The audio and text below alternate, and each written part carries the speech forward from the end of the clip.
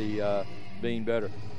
You know, we couldn't do it without the guy standing next to us, the cameraman, and how many times have they put us over the shoulder for a catch or in the huddle or not in the huddle, but on the ground for a fumble recovery and those kinds of things. It's all part, again, of another team.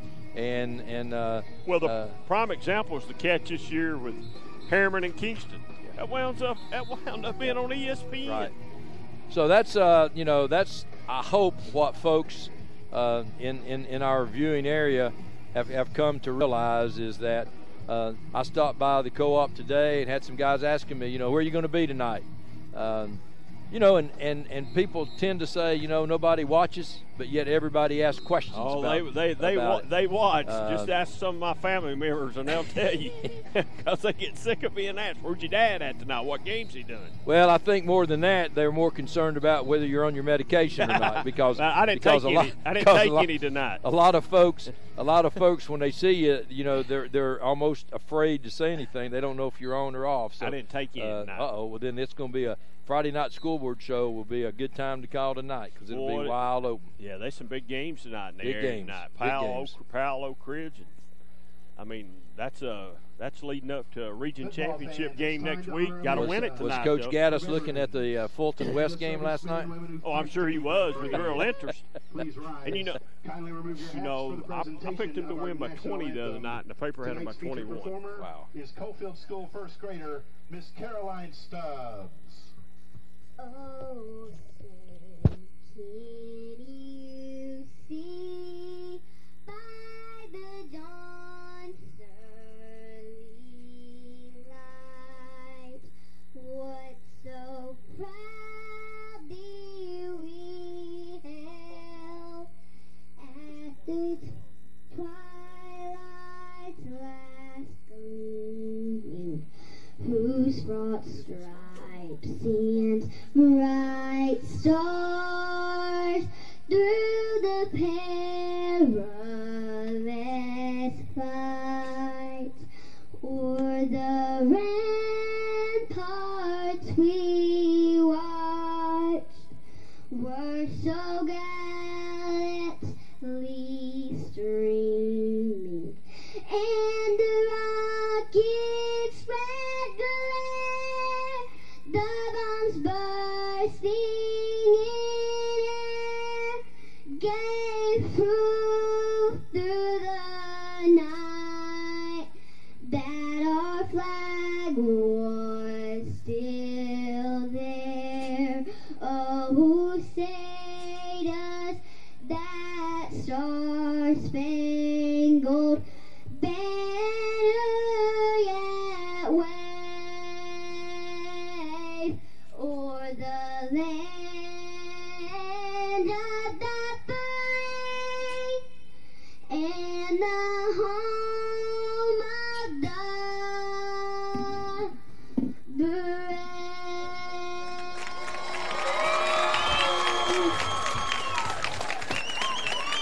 Coalfield School first grader Miss Caroline Stubbs. Wow. All I've got to say is wow. Wow, wow, wow. We got a mic or something?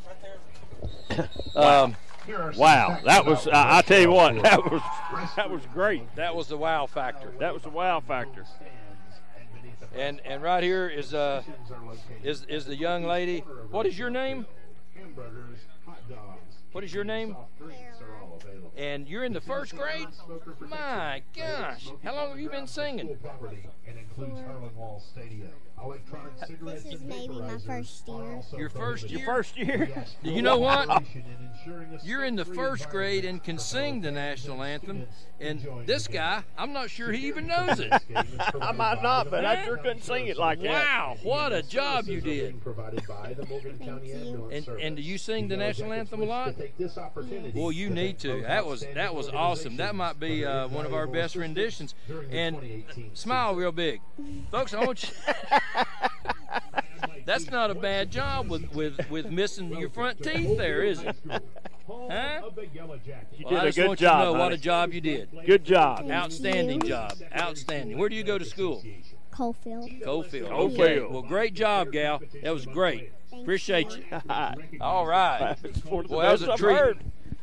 That was a treat here for wow, for this tonight. She did an excellent wow. job, man. Wow, That's all I got to say. First grade. If that's any indication of what we're in for tonight, folks, it's going to be a heck of a ball game. It'll be a Donnybrook. And as we get ready for kickoff, we remind you of Mulch and Moore, Gary Baisley down on Roan State Highway, 740-5229 for all. Boy, and I tell you what, he'll be swamped tomorrow. Now, tomorrow will be a big day for yard workers, won't it? Should be. It's when it starts to cool down, people start getting ready for Halloween, Thanksgiving, freshening them up, getting ready for the winter months here. But well, I'm blown away by that young lady that sung the national anthem. Wow. Could you do the words for the national anthem? I probably could do the words. I would probably get messed up too, but she does. There are performers who get mixed up. She was great though. Wow. I would ask you, but since you're not on your medication, I don't want to put you on the spot. I don't want to. Listen at him. Listen at him. What a great night here at Coalfield High School, Rochelle Field. Again, big ball game for both of these teams. Maybe a little bigger, David, for Oliver Springs, simply because they haven't been here in this situation enough. Coalfield is in it every year. Maybe a little bit different. Well, I agree with you 100%. Coalfield's used to this big-time stuff. Look at this crowd, Ron. Coalfield's used to this crowd. This is a playoff crowd right here. This is a playoff crowd, all right? Coalfield's not been in the playoffs. You know, they took a spell there for a while. I think they were in them last year, but I don't know that they played in front of a crowd like this. This is playoff atmosphere. Playoff season starts tonight for Oliver Springs and Coalfield. Well, you're right. And for Coalfield, the captains are going to be Jonathan Woodard and Wyatt Withrow and number 6, Keegan White. And for Oliver Springs, they've got a bunch of them. And, David, I tell you what, leading Oliver Springs, all you got to do is look across the field and see number 71, Levi Lamance. Big old boy. He'll be in the middle of a lot tonight. He will be. 6'4", 250. And also for Oliver Springs, it will be Scotty Brown. And it will be Daniel Giles. Looks like all the seniors. And Mason Hill. We've called his name a lot. Now those are the, I think, the captains, and then the seniors probably be right behind them. It is senior night here at Coalfield. We had senior night at Oliver Springs a couple weeks ago. We did. So when you start hitting senior nights, you know the season is just about over. Yep. And it is just about over. Both teams still waiting to come out on the field as the officials are ready. So I'm not sure. I guess they're waiting on a designated time for the officials, and they may be waiting on 3 minutes. So we're 3:10 as we speak. But again, welcome to Channel 12, BBB Communications, and WYHM as we bring you radio as well as TV. So again, thank our sponsors. If you go by and see them, thank them as well. So we got the captains going to the middle of the field, and David Quinter, the Oliver Springs Bobcats, captains for Coalfield, number 6, Keegan White, are number 8, Wyatt Withrow, number 2, arm in arm. Woodward. Unity is the name of the game for the Wildcats here tonight. Bobcats. Some of the biggest, it's probably the biggest game that some of those seniors have played in their 4-year career. And they've been waiting for this. This is what they've been working on, and Oliver Springs will call the flip. It's not a very high flip, and looks like Coalfield has won. So Coalfield wins the toss. They want the football. So Coach Henry said, if we win it, guys, we're going, and we're going to show them what we got. They're going to have to stop us. Oliver Springs will kick off. So Oliver Springs will do the kicking on the Mulch and Moore kickoff, and Hammers waiting for our first down. So it's all put together here, and David, right there, good sportsmanship all around. We'll see how long it lasts. It lasts. It's not going to last long. I think the sportsmanship will last, But I think as well we're going to see some intense moments. Did you see the Coalfield kid, one of the captains? I think we just had an injury down in the Coalfield Did huddle. you see him deck the Coalfield kid? He lowered his shoulder and decked him. I saw him. So that's what we're in store for here tonight as Coalfield coaching staff. Keith Henry in his 11th year, Jared Henry, Jason Wilson, James Bells, Shelby Burgess, and Ted McKinney. For the Bobcats, it's Coach Larry Green in his 4th year. That's that senior class we were talking about. Thaxton Brown, Tony Crass, Steve Daughtry, Tony Dutton, David Harper, Tyler Harper, Terry Hill, Kevin Jones, and Tony Kegley. That's a college staff. They got them, don't they? That's one for every 5 players right there. They're paid like a college staff. So here we go, folks. We're ready for the Mulch and Moore kickoff. We're glad to have you with us here tonight at Rochelle Field in Coalfield. We'll have a 25-second clock. How does that work? What do you mean? Instead of the 40 seconds. Well, they'll put 40 on it. Will they put 40 on it? Yeah, they'll put 40 on it sometimes. Okay. See, when you're out, when they spot the ball, when they spot the ball, they'll put the 40. Yeah, timeouts and stuff like that. All it takes is just a few weeks to be out, and you don't know anything that's going on. You've been doing this. Here we go. Long. Here we go. Mulch and Moore. The Mulch and Moore kickoff. And we've had a lot of Mulch and Moore kickoffs this year. Kicking off for the Bobcats. Deep for the Yellow Jackets, 24, Anthony Foster. What's that, 50? 21, Peyton McKinney. I can't tell, Ron. I can't see the backside of his number. 50, yes. Yeah, I don't have a number for our name for 50. It's going to be a short kick taken at the 28-yard line for Coalfield. And coming in at the 32-yard line to make the hit for Oliver Springs will be Lane Lee. Stop by number 1, Lane Lee. So it's going to be Hammers first down. And, folks, you need to go by and see the folks in Hammers. What a deal they'll have for you. All kinds of 1st and 10 Yellow Jackets. Winter coats. Winter coats, rugs, towels, all kinds, flowers, all kinds of stuff. All kinds of stuff. Clothes, blue jeans. So McKinney will be the quarterback for Coalfield in the shotgun. He's got 2 wideouts to the bottom of your screen, 1 to the top. And they'll send the man in motion. And McKinney will keep it and come to the left side, and McKinney will cross the 35 out to about the 37. And he'll be hit Start by number 1, Lane Lee, and number 10, Blake Nation. Lane and Nation for the Bobcats, but he's going to pick up about 6 yards on the play in motion. And Oliver Springs in their white jerseys, white pants, purple helmets, and the Coalfield 2nd and 4 Yellow Jackets, ball on the 38. in black pants, orange jerseys. Been this way for a long time. And this time they'll send a double wide out to the left. And McKinney this time will give it to his running back across the left side. He'll have the first down, and he'll have it out to about the 47-yard line. So Woodward, the ball carrier that time, one of the captains, and he'll have a Hammers first down. So in 2 plays, Coalfield moves it for a first down. Just a little simple dive plays, all it was. 10 Yellow Jackets, ball on the Coalfield 48. Good blocking. So Coalfield coming to the line of scrimmage. Micah Jackson, the center. Same formation, and McKinney this time takes the snap. Quick pitch out into the flat, and he's going to break loose across midfield down to about the 48-yard line. We'll see where they mark it. Pass complete to Anthony Foster. Foster on the reception, and it looked like, as Lee was coming in to make the stop, it looked like they had good penetration and a chance to get him, but he escaped. Yeah, good block there on the corner, Ron, by the wide receiver to spring him to pick that 5 yards up. Really. So 2nd down and 5.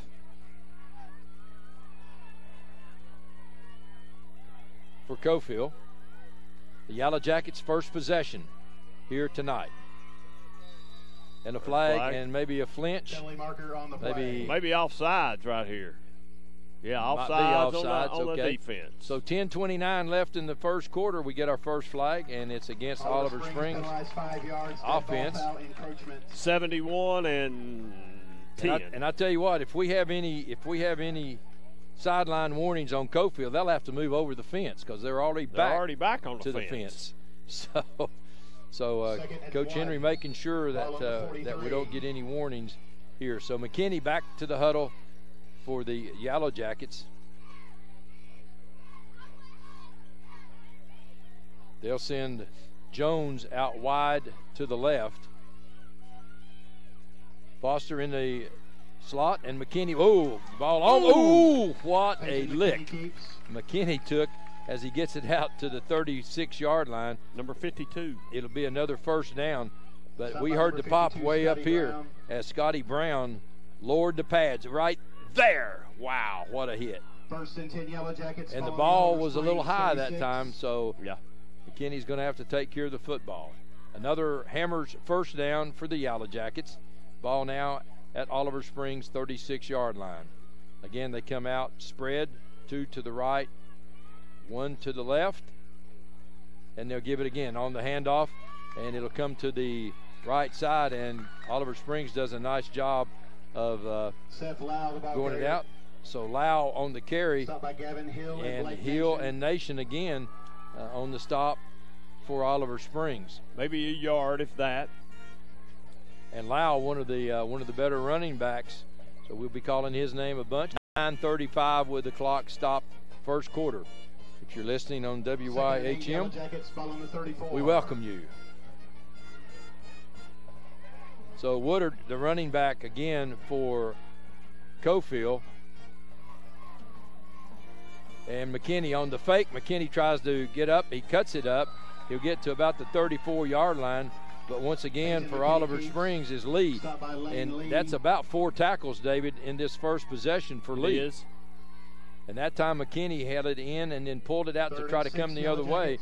But Lee stayed home, and it'll be 3rd down and 6. Big first 3rd down play we've had tonight.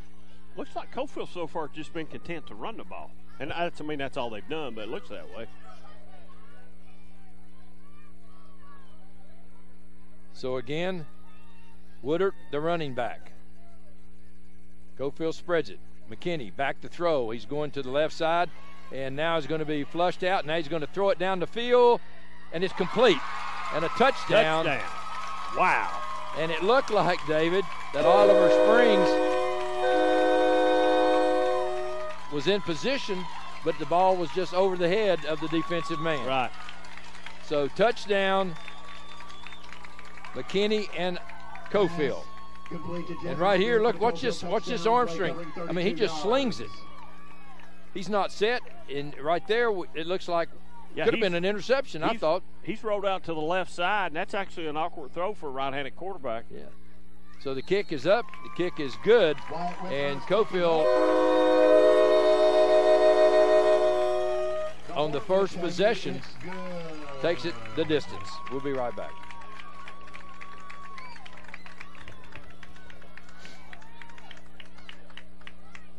For 30 years, Reno Sporting Goods has been a leader in supplying the highest quality equipment and apparel for sports teams throughout East Tennessee.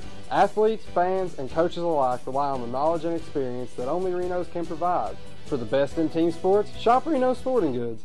Make this spring all about enjoying the experience. When you ride on your new Ferris commercial mower featuring patented suspension technology, you'll have more than freshly manicured grass. You'll experience productivity and comfort like never before. And because you won't be slowing down for those rough spots, you'll mow more lawn in less time. Ferris, experience suspension.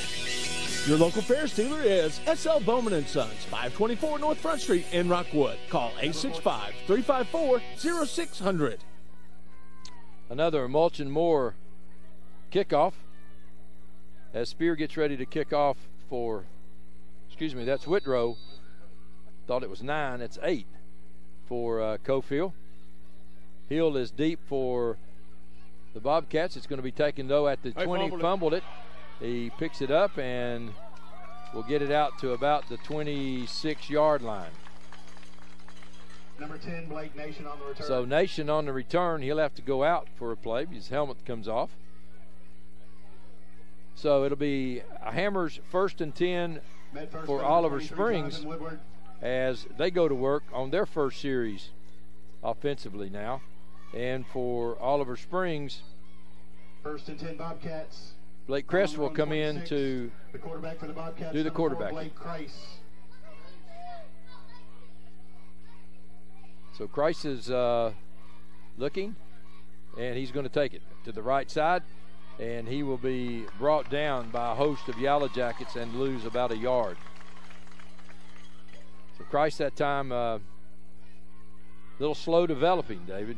Everybody stayed at home for Coalfield. Snuffed it out real quick like. By number 5, Seth Lau. So nobody fooled. White helped on the defense from his defensive end position for Coalfield. Second down, 11. Second and 11. Ball resting just outside the 25. Russell is deep, and they throw it out, and he slips. Well, they didn't blow the whistle. They didn't blow the whistle. To Trey Boswell. They didn't, did they? No. Down Wow. with the 27. Well, He's going to pick up a couple. Don't really know what was going on there with 7:23 left here in this first quarter. Big third down play for Oliver Springs. You sure don't want to get your first possession and go 3 and out and turn it right back over to Coalfield. Big third down play for Kreis and the Bobcats. Man in motion. Kreis is back to throw. Looking, he's going down the sideline. He's got a man there, and it's just off the fingertips Pass intended for Bailey Russell. of Russell. Jeffrey Spear defending. Just inches. It's fourth down. So it's a big fourth down play. As you see right here, the ball's in the air a long time. He's got, just off the fingertips. Fourth down and 9 for Oliver Springs. Punt formation, Fisher, Eli. Deep, Seth Lau. Peyton McKinney. So Eli in punt formation. McKinney and Lau deep. It's a knuckle ball that's going to be hit at the 39-yard line. And McKinney faked a pickup. It'll be blown dead at the 30-yard line. So it'll be first and 10. Hammers first down for Coalfield. Second possession with 6:44 left in the first quarter of play. Not a bad punt, Ron. Coalfield up 7-0. No, ended up pretty good. Pretty good punt. Flipped the field a little bit. Could have been a little bit better, but he flipped the field a little bit. And This is I hate to say this early in the first quarter. This might be a big series right here for Oliver Springs. It is. And Lee, from his linebacker, he needs some help. He's making too many tackles from his linebacker. They need to stop him right here. Another score really puts him in bad position. So McKinney this time has a man in motion. They'll take it to the left side. He's got the end, and coming up quickly to make the play for Oliver Springs. He got it back. Russell that time makes a big play over here on the right side. It looked like he had the corner made, and Russell takes a good angle, as you see right here. Now Russell right here cuts him off and waits for help. And he gets help, and then the ball comes out and falls right back to him. Well, So it's going to be a loss of about 5, though. Oliver Springs should have really had that football. They let one get slip away from him right there. So a loss of 5, second down and 15 Second for and 15, Coalfield. Yellow Jackets ball on the Coalfield 26. Got him spread out, empty backfield. Whitsenberg comes out wide to the right. McKinney looking, being pressured. Now he's going to throw it down the field, and it's complete. It's complete down to the Oliver Springs 48-yard line. Mason Hill puts a hit on him, but not until, and boy, McKinney's got really good vision. Watch him right here, eyes down the field, and he looks down the field, and he finds his man in pretty good position on the run. I mean, he put it right there. Well, he didn't panic, Ron. He waited for that receiver to clear those 2 DBs, and when he did, he put it on him. About a 30-some-yard pickup right there. So it's another Hammers first down with 5:52 left in the first quarter. Coalfield now on a low snap. Bad snap. And a whistle, a flag. Penalty marker on the play. And is this another? I think that's motion there. I think they got him for motion.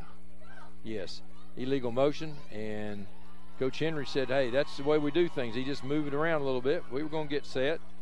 Don't blow it so fast. Penalized 5 yards. Dead ball foul. False start. Get after him, Coach. Get after him. 15 Yellow Jackets. First and Following 15. Coalfield 48. What Coach Henry's saying is right. The Oliver Springs kid did come up the line and fake it. He's trying to say that you got Well, drawn they can off. do that. I understand. As long as you stay on side. Yeah, as long as you stay on side. Yeah. And he just Okay. came up and done. That's what he's trying. He's trying to say he was drawn off. See, like he is right now in the defense there. He's in the middle. Done that flinch right there. They did it again. Jones in the slot, and here goes McKinney. McKinney is going to weave and get back to the 44-yard line. Boy, the ball is loose, though, David. He's carrying it like a loaf of bread. Yeah, you got the 5 back they lost, plus about 4. Yeah. So he picked up about 9 there. He's going to have to come out. He's lost his shoe. See if he can get it on. They Nah, make he him got slip on over here. Make him slip on. Okay. Yeah, one size fits all. One size fits all. Second down and 7. 5:21 left here now in this first quarter of play. And I don't, if viewers are listening thinking this is Parker McKinney, it's not. This is his younger brother. He's only played quarterback a couple of games now. He's not been playing that long. Well, he's a gunslinger. He's a gunslinger. Well, his brother was too, and his brother was a good one. So again, Coalfield now with 2 running backs, and they'll put one in motion. Give to the second man. The ball's on the ground. Oh, I think Oliver Springs And I got think it. Oliver Springs did. I think Oliver Springs got it on the second bounce. They did. And on the bottom of the pile was the big man we were talking about, Lamance. And right here, and the handoff was never into the pocket. It was a delay. He pulls it out of the first one, and it was really a never clean handoff. Not a clean handoff. Well, and it looked like coming up with it was Lee. And what else can Lee do tonight? Score a touchdown. He's maybe if he's in on offense. I heard that. So the Bobcats now go to work. And around, they'll try the right side. Cut it up. There he goes. Nice cut up, and he's still on his feet to the 45, to the 40, to the 35, down to the 30, and inside to the 26-yard line. And David, what a nice cut. They were spreading it out, and he cuts right back on the inside. Well, he does. He cut it up at the wrong Right time. I mean, there. the right time, Ron. So Right he time. goes right between the 2 defenders. Then he makes a couple miss. Got a good nice cut. block out here by the receiver, and he's on the move. Another 30-plus yard pickup. So down to about the 24-yard line go the Bobcats. Across the left guard, and they'll pick up about 3. And that's Hill on the run. Hill, the ball carrier. So second down, let's call it 7. Met first by number 52, We'll hear his Marcus name a Jackson. lot tonight. Mason Hill. Jackson on the stop for the Yellow Jackets. Look here. Got a man way out here on the side. They finally pick him up. And here they go to the other side. Now cut it in. Oh, he should have cut it in, David. Yeah, he'd have been better off. Should have cut it in. Coalfield did a nice job that time as Hill's Mason trying to Hill, the ball find carrier. some room. Stopped by Jonathan Woodward. Woodward that time is there for, and Hensley helped turn it in. Well, they run him to the sideline, and the sideline sort of is like an extra player for Coalfield on that. There's no place to go. I think that's when you really got to get that little seam and squirt through the seam. 3:27 left here now in the first quarter, and look at the hamburger smoke. Woo-wee. It's rolling, ain't it? Yeah. Oh, I wish I'd I had hope- one. I I hope wish you somebody don't- had bought me one. I My hope- wife didn't give me no money, and you didn't buy me one. Hope you don't leave my credit card down there. Third down and 5. Man in motion, and they'll send the fullback across the right side, and you'll get it down to the 15. So to bring up fourth down and about 2, my guess is Coach Green will go here, won't he?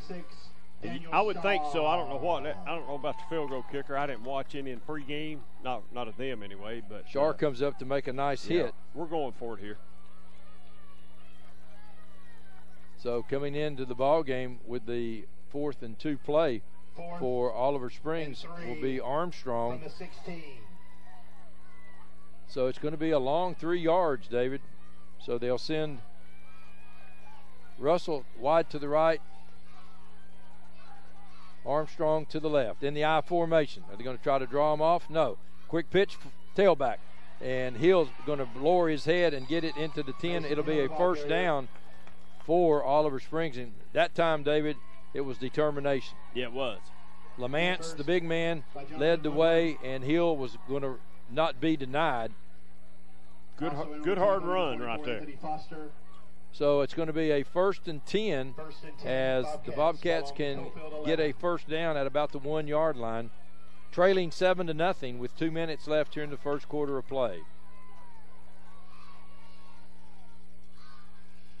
Gallion is wide out to the right. They're going that way. Hill is going to try to cut it in. Oh, they let him go that time, David. They had him hemmed in and let him go, didn't he? Yeah. Looked like one miss there. He wanted to kick that thing outside, Ron, but watch right here, the block. He couldn't. The guy right there couldn't block it. It'd been a block in the back if he'd have done it. So he couldn't get out there. If he gets out there, he might score. 2nd down and 8. 1:33 left as the Bobcats try to tie the ball game at 7.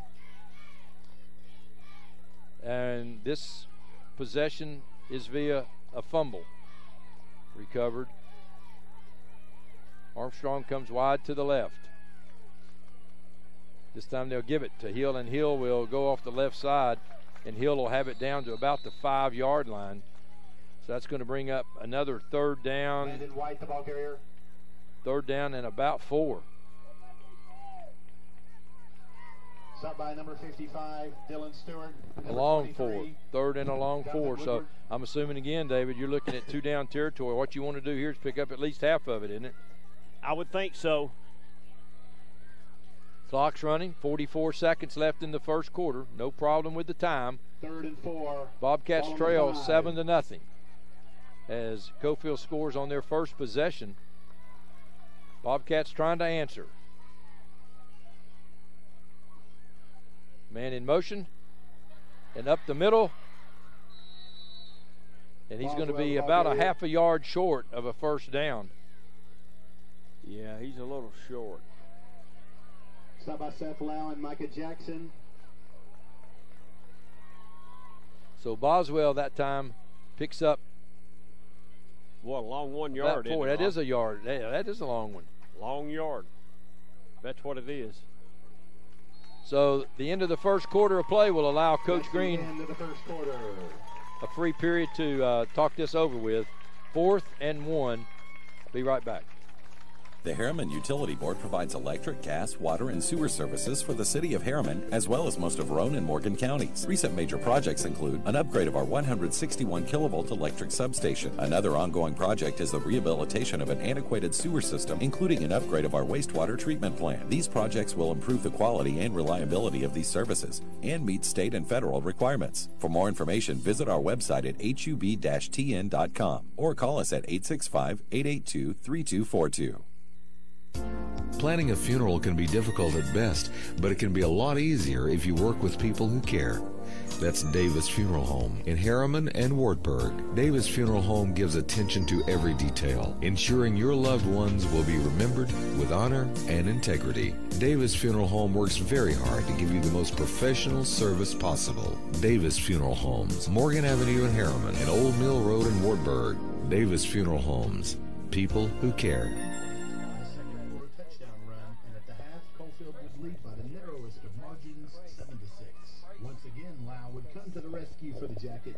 Here we go.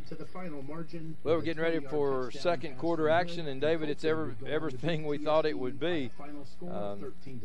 Oliver Springs recovered the fumble and have taken it down. Now it's 4th down and 1 as Boswell is the running back.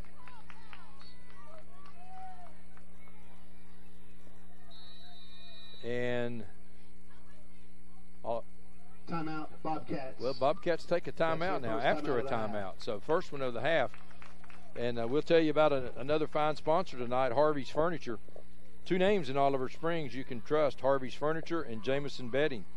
Jameson has been in the bedding business since 1883, and Harvey's Furniture has served this community since 1948. Harvey's Furniture has all sizes of bedding in stock, so be sure to see the amazing latex foam rubber beds. When it comes to bedding, you can trust Jameson and Harvey's Furniture. Downtown Oliver Springs, 435-7359, Harvey's Furniture. David, anything surprising you so far tonight? No, I don't think so. Not really. I was a little surprised Coalfield started out running the ball a lot, but that's what that's typical Coalfield anyway. but I thought they might throw the ball but they have thrown the ball a little bit. So, no, I don't think so. Well, Oliver Springs now on a big fourth down play. So the whistle is blown, and here we go. Man in motion to the right. Boswell is going to go to the other way, and Boswell will not get it. Boswell is going to be knocked for a yard loss, probably. Boswell carries.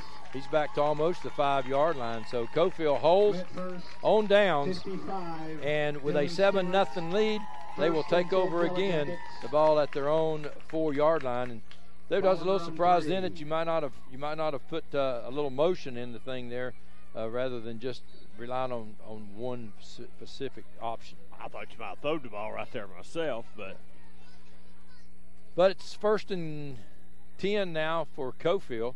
It's a Hammers first down, and when you get backed up and need something in a hurry, go to Hammers. They've got everything you need. They do.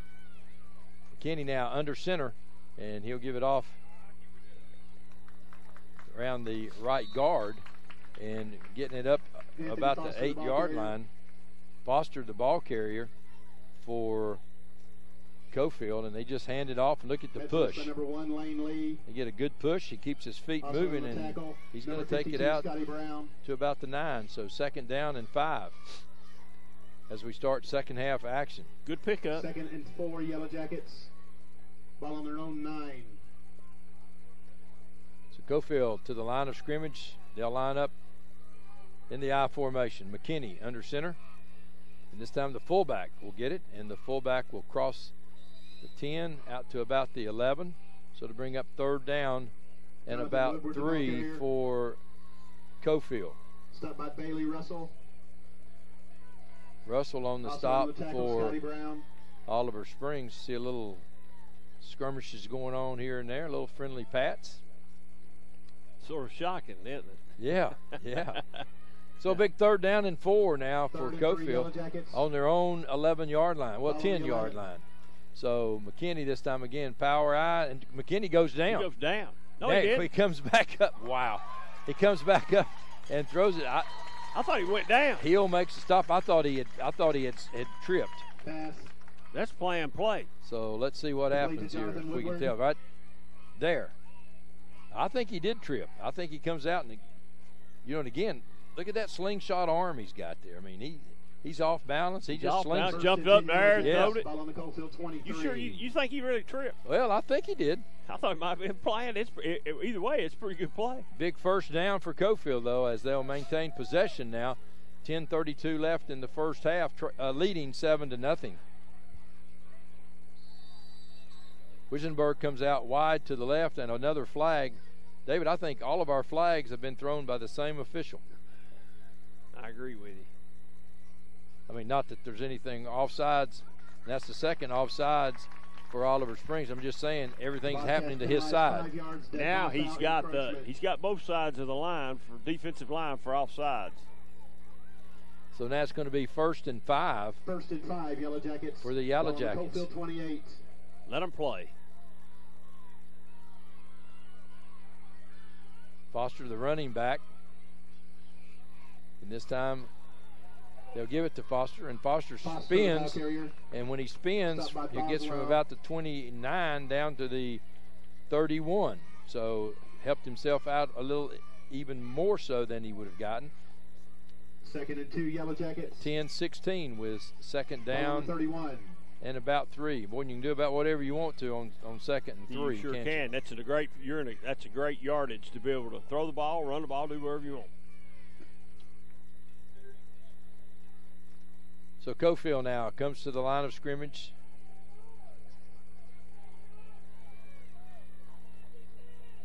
Woodard, one of the running backs, and they'll give it to Foster. Foster crosses the 35, crosses the 36 out to about the 37-yard line, but it'll be enough for a Hammers 1st down for Coalfield. So Coalfield now started this one at about their 4-yard line, and now move it out to the 37. It's another Hammers 1st down. 9:40 left, 2nd quarter of play, and Coalfield leads 7-0. First and 10 Yellow Jackets, ball on the Nothing 38. fancy about what Coalfield's doing. Witzenberg now comes out wide to the left. They're really strong to the right, but they move it to the left. And it's around the right end. Jonathan Woodward, the ball carrier. And Woodward is going to be upended at about the 42-yard line, 41-yard line. So Lane Lee again for Oliver Springs, and it'll be second down and 7. Ball on the Coalfield 41. McKinney with the play back to the huddle.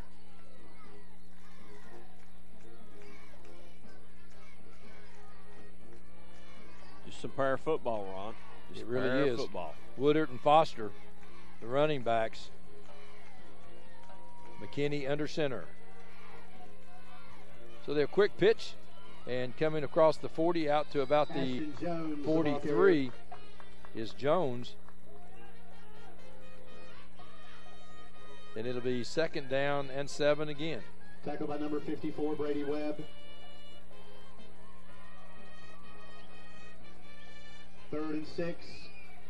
I don't know if the wide receiver for Coalfield there was supposed to block or not, but he took that defender right back into that play right there.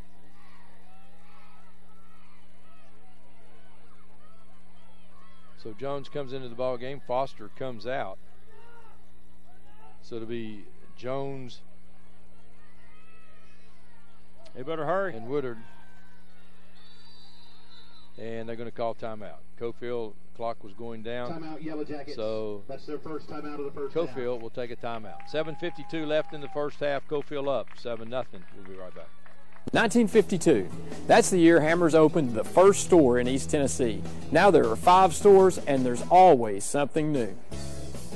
Like in Hammers' popular ladies' boutique department, you'll find the lowest price possible on new arrivals every week.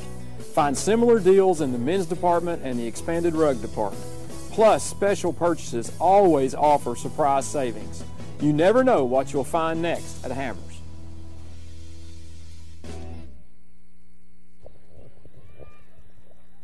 So third down and 6, 7:52.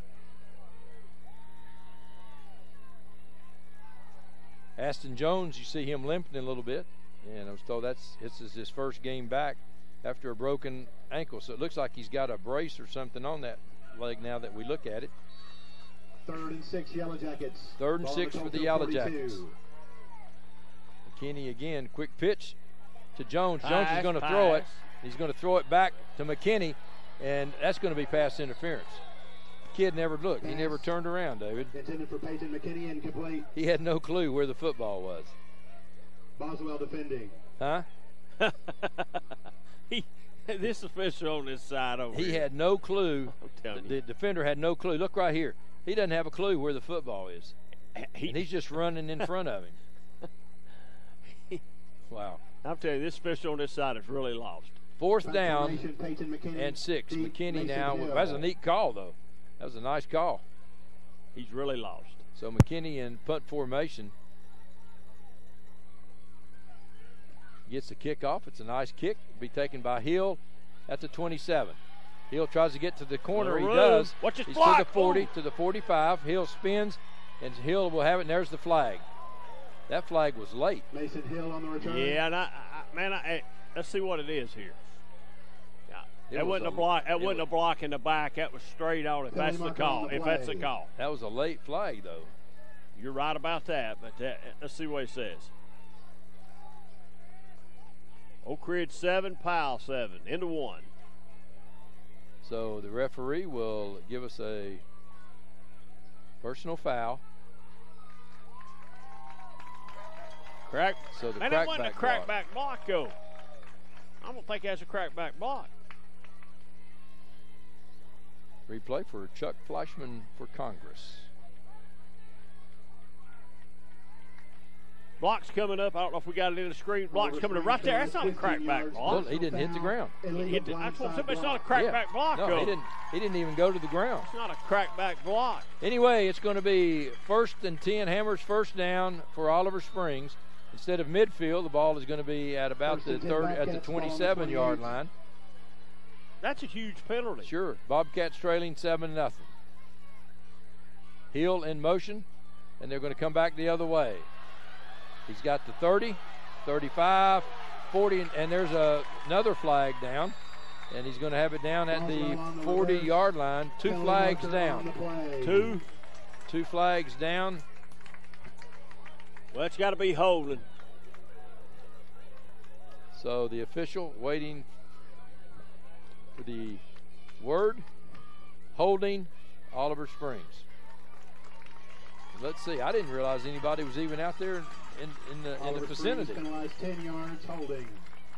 So here comes the reverse. Nice call.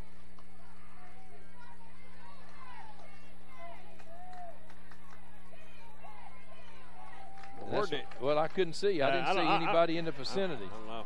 70 was the only one in the vicinity, and he was running. Okay, it's going to be first down. Guess the back judge had to get involved. He needs first down and about first and 10 Bobcats. First and 10 for the Bobcats, as it was after the call. So back to throw. He's going to throw the football down the field. Well, and there's a flag, and a flag over here. So now we have flags both places. Penalty marker on the play. Now this guy on this side's throwing a flag on just about every play. He's going to have to take his flags and wash it at halftime. Surely he didn't call that. Surely this guy on this side didn't call that pass interference. Well, he's not over there a part of it. He's picked his flag up. This guy from this side. He shouldn't even be concerned about what's happening over there, right? Right. Well, there was an official right there. But I'm saying this one, that's not his responsibility. No, that's not his call. That's what I'm saying. But he throwed that flag. That's what he throwed his flag for. So they'll mark 15 off. So that'll be a first and 10 for the Bobcats, and they're still not back to where they actually started from. Unbelievable. So it's going to be another Hammers first down for the Bobcats.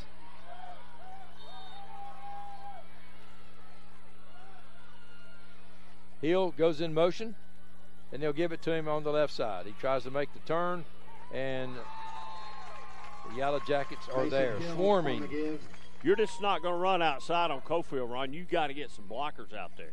I mean, they got to go. Yeah, Jackson and Hensley both out there. I don't know what you call that play right there, but it just doesn't. See, the 71 doesn't get it. He outruns his blocker right there. You got to wait on your blocker. So second down and 8, 6:40 left here in the first half. Coalfield 7, Oliver Springs nothing. Again, Oliver Springs back to throw, has a man open, and it's complete at the 45 down to the 41-yard line. That pass is complete to Nation. Hammers first down. And it's a Hammers first down, and Oliver Springs, nice pattern that time. And a nice throw. I'm going to be honest with you, Ron. I really think that's got to be Oliver Springs' game plans to pass the ball a little bit, to open the run up. Because they're waylaying them on the run. Oliver Springs now, 3 trips to the bottom of your screen. And this time they're going to run the option. And they'll pick up about 5. No blocking. As White that time was the ball carrier for Oliver Springs. I think that's his first run tonight, number 15. No blocking. And just no blocking. Coalfield plays the option well. Pick up a 5, but could have been a lot more had Coalfield not stayed home. So Hill, Nation, and Boswell all spread to the right side. Boswell in motion. This time across the middle. And Hill makes the catch. And I thought he had a better angle that time for Nation across the middle, David, on the slant. He did. I believe he picked up enough for a first down, didn't he? Yes. Yeah. So it's going to be a Hammers first down with 5:21 left. First and 10 Bobcats. In this half. On the 31. Oliver Springs trailing 7-0. They have the ball at the Coalfield 32-yard line. So again, Coalfield trying to defend the pass. This time, Christ is going to just run it and get it out to the 25-yard line. Blake Christ keeps. Is this a late hit right here? Watch this. Slides, gives himself up, bang. Drives him. Yeah, I know it's kid different. It's different. I understand Kid the may have difference. slid into him. Crest was that time he was sliding down. 2nd down and 5.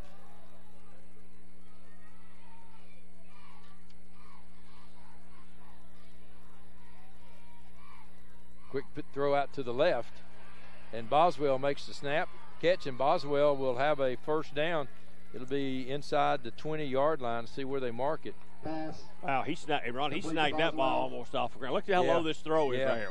Yeah, that was a nice catch. Good catch. And then nice yards after the catch. Another Hammers so first another down. Hammers 1st down. Here we go. Russell will come out wide to the right.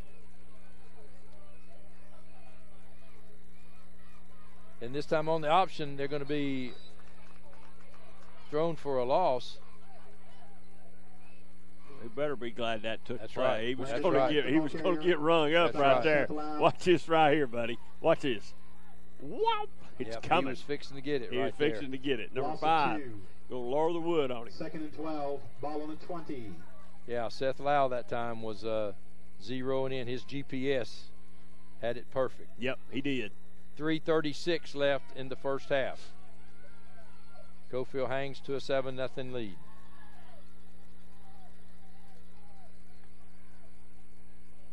This time they'll go up the middle, and they'll get it up to about the 16-yard line. That'll be White again. The ball carrier. Met first by Keegan White. White's a junior. Also in on the tackle, number 56, So it's going to be 3rd down and about 7 as we come on the 3-minute mark here in this 1st half. 3rd and 8. Ball on the 16. So Oliver Springs has trips to the bottom of your screen. They have White as the running back. Back to throw. Across the middle or out to the flat is Nation. Oh, now there's a late hit. And there it comes. Is he going to pull it? Is he going to pull it? Complete to Blake Nation. Wow, I thought that one for sure was coming. I did too. And Anthony Foster. Bang, bang. He's 5 yards back. The kid's on the ground. Yeah, he's 5 yards back. Wow. 2:18 left. I don't blame the kid for being frustrated right there. That's a late hit.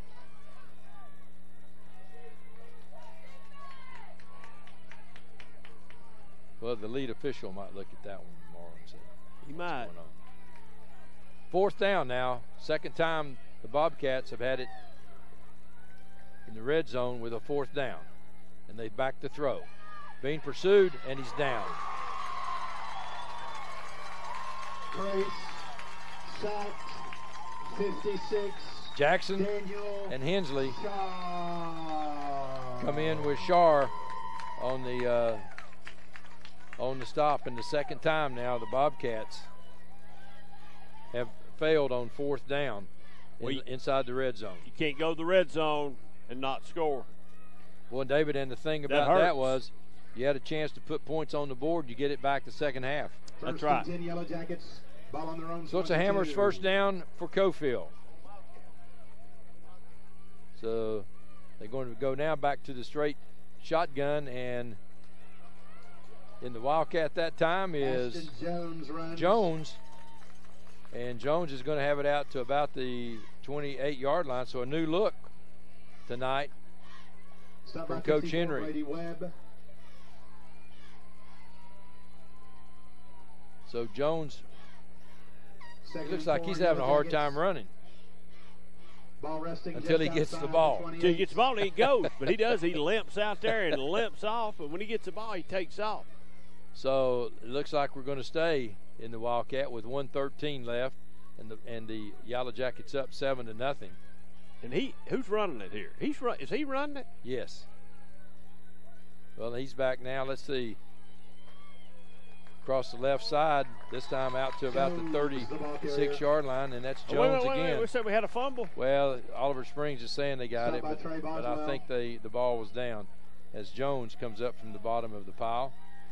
And he limps off. McKinney goes back in with 50 seconds left. 10 Yellow Jackets. So maybe Coach Green has got a little breathing room now. That's a fumble, Ron Berry. Was it a fumble? Yeah, it's a fumble. Looked like a fumble to me. Wait a minute. So we've got timeout, Coalfield. Yellow Jackets. We'll be right back. That's their second timeout of the first half. We treat you like family at RMG. Bring your junk, cars, aluminum cans. We'll buy it on the spot and we'll pay you a lot. We treat you like family at RMG. Yeah, we treat you like family at RMG. We treat you like family. Rome Metals is located just off of Highway 27 between Harriman and Rockwood.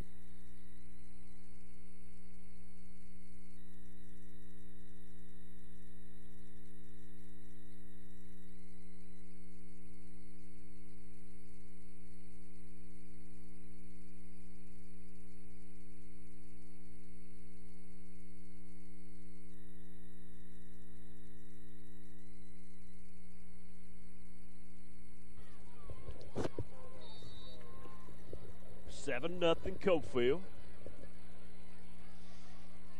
Well, McKinney this time on the quarterback sneak, so I thought maybe Coach Henry might be having a little have a little space there, and he might unload one there. Is he just going to let the clock run out, you think, here? I think, yeah, because if he tackle by Lane Lee. I don't know why he called timeout if that's the case, but look for him maybe to take a shot right here.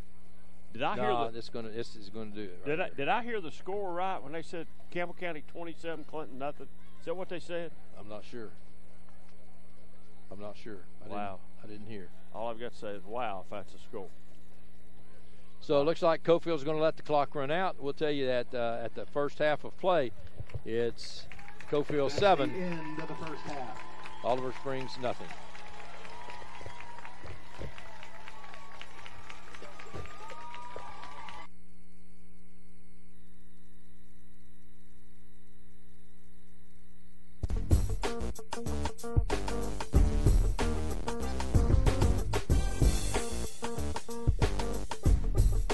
Hi, I'm Nikki. And I'm Susan. And this is your Scoreboard Snack Attack. So today we are going to be making a special dessert, a skillet chocolate chip cookie in a cast iron skillet. So we're going to go through the ingredients and then we'll get started. So the ingredients we'll be using today are 8 tablespoons of butter, half a cup of sugar, half a cup of packed brown sugar, 1 teaspoon vanilla extract, 1 egg, half a teaspoon of baking soda, 1/4 teaspoon of salt, 1½ cups of all-purpose flour, 1 cup of semi-sweet chocolate chips. So in our 8-inch cast iron skillet, I melted the butter, added the brown sugar, ½ cup, and I'm going to add the ½ cup white granulated sugar. Going to keep stirring with the spatula until it's all melted, and then we'll take it off the heat and let it cool for 5 minutes. Yes. Yeah. And you know what my first rule of cooking is in my house, Nikki? What? Is you do not start cooking until you have a sink full of hot soapy water. Well, there you go. That's very useful. And speaking of hot water, did you know that ORUD sells and installs natural gas water heaters? Most models of gas water heaters will still work and give you hot water when your power's out. I know we have a lot of power outages in town recently, so we have a gas water heater at my house. I've still been able to take hot showers even when my power's out, which is kind of nice. Also, we are carrying a new line now of tankless water heaters, the Renai brand, and you can find information about that on our website if you visit us at orud.org. After the butter and sugar mixture has cooled for 5 minutes, we're going to keep it off the heat and add in the 1 tablespoon of vanilla extract, the egg, and I'm going to stir it with a fork. All right, so we're going to mix this up real good. If we had not let this cool, we would be making some scrambled eggs right now and hot butter. Okay, now we're going to put 1½ cups of the flour in and make this batter up. Ready? And let's try it. I'm going to try not to let it all come out on you. Let's help. There we go. And I'm not going to, this looks like it might become, we still have another ½ cup. Yep. Let me. Oh, here we go. Pull that up here on top. Keep stirring. There we go. Oh, people. You're going to wish you were here when this comes out of the oven. All right, Nikki, you're going to sprinkle that across the top, and we'll incorporate that. There you go. Okay, a little bit And of we'll baking also soda. do our salt. Okay, so did you know that 1/8 of a teaspoon is like a big pinch between your fingers? So that looks good. Sprinkle it on in. We're Southern. We don't have to precisely measure. That's right. We just do sprinkles. And we know that salty and sweet is one of that perfect combination. Look at that. Okay, so we spread the batter really evenly, and we're sprinkling the chocolate chips on, taking care not to get too close to the edge. Now we're just going to fold them in. Look, they're already melting. This is delicious looking. It's already gooey and amazing. Smells fantastic. Can I taste it? I'm just kidding. Not yet. Get you a spoon. Okay. Okay, so once you get those chocolate chips folded evenly throughout the batter, we're going to stick this in our natural gas oven to bake for about 20 minutes. And again, that was at 350 degrees. Just until the edges start to get a little brown. Okay. Nikki, you know what you get? To lick the spoon? Lick the spoon. It's going in. So I had to jump in on this cookie action. So we've got our cookie out of the oven. And now we are about to taste it. But first, I just wanted to remind you all that here at ORUD, we do sell and install natural gas appliances. So we have a full showroom. Come on down and take a look. If you haven't been down in a while, we've rearranged some stuff recently. So all kinds of new stuff out on display. Also, for our customers that live in our district, we offer 0% interest financing when you purchase from us. You can just add it to your bill. We make it super easy. Awesome. Yeah. So now let's taste. My favorite. Oh, look at that. Oh, my gosh. Amazing.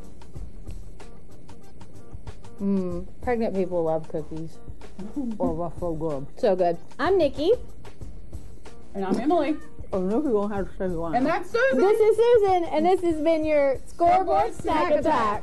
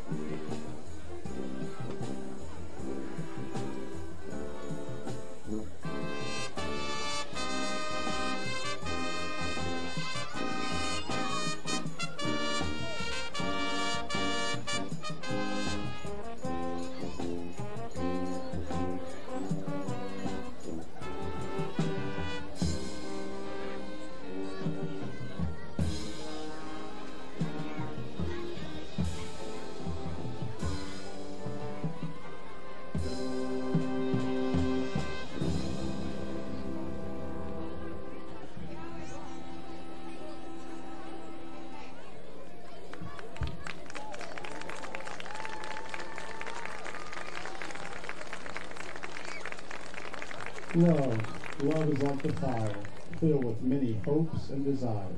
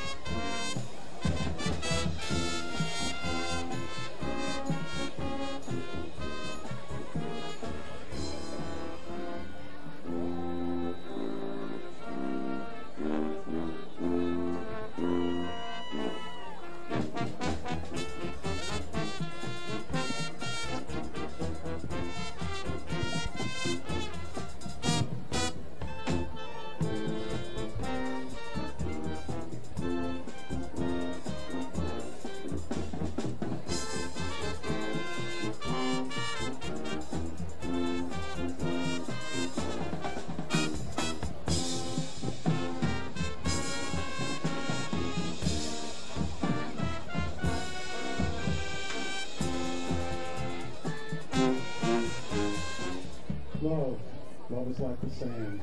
Take a walk with me. Hold my hand.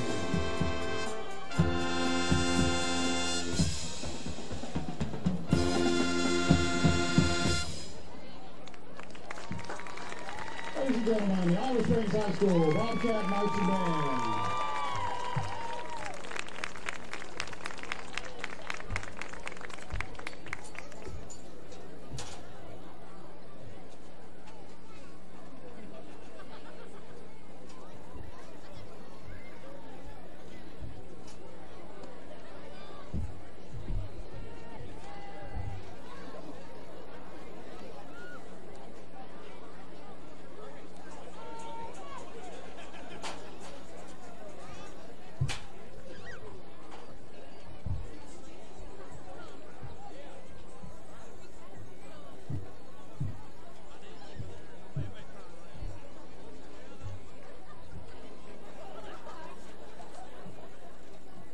Breaker, breaker, good buddy. We've just rolled in from Georgia with a truckload of throw rugs. That was back in my truck driving days, many years ago.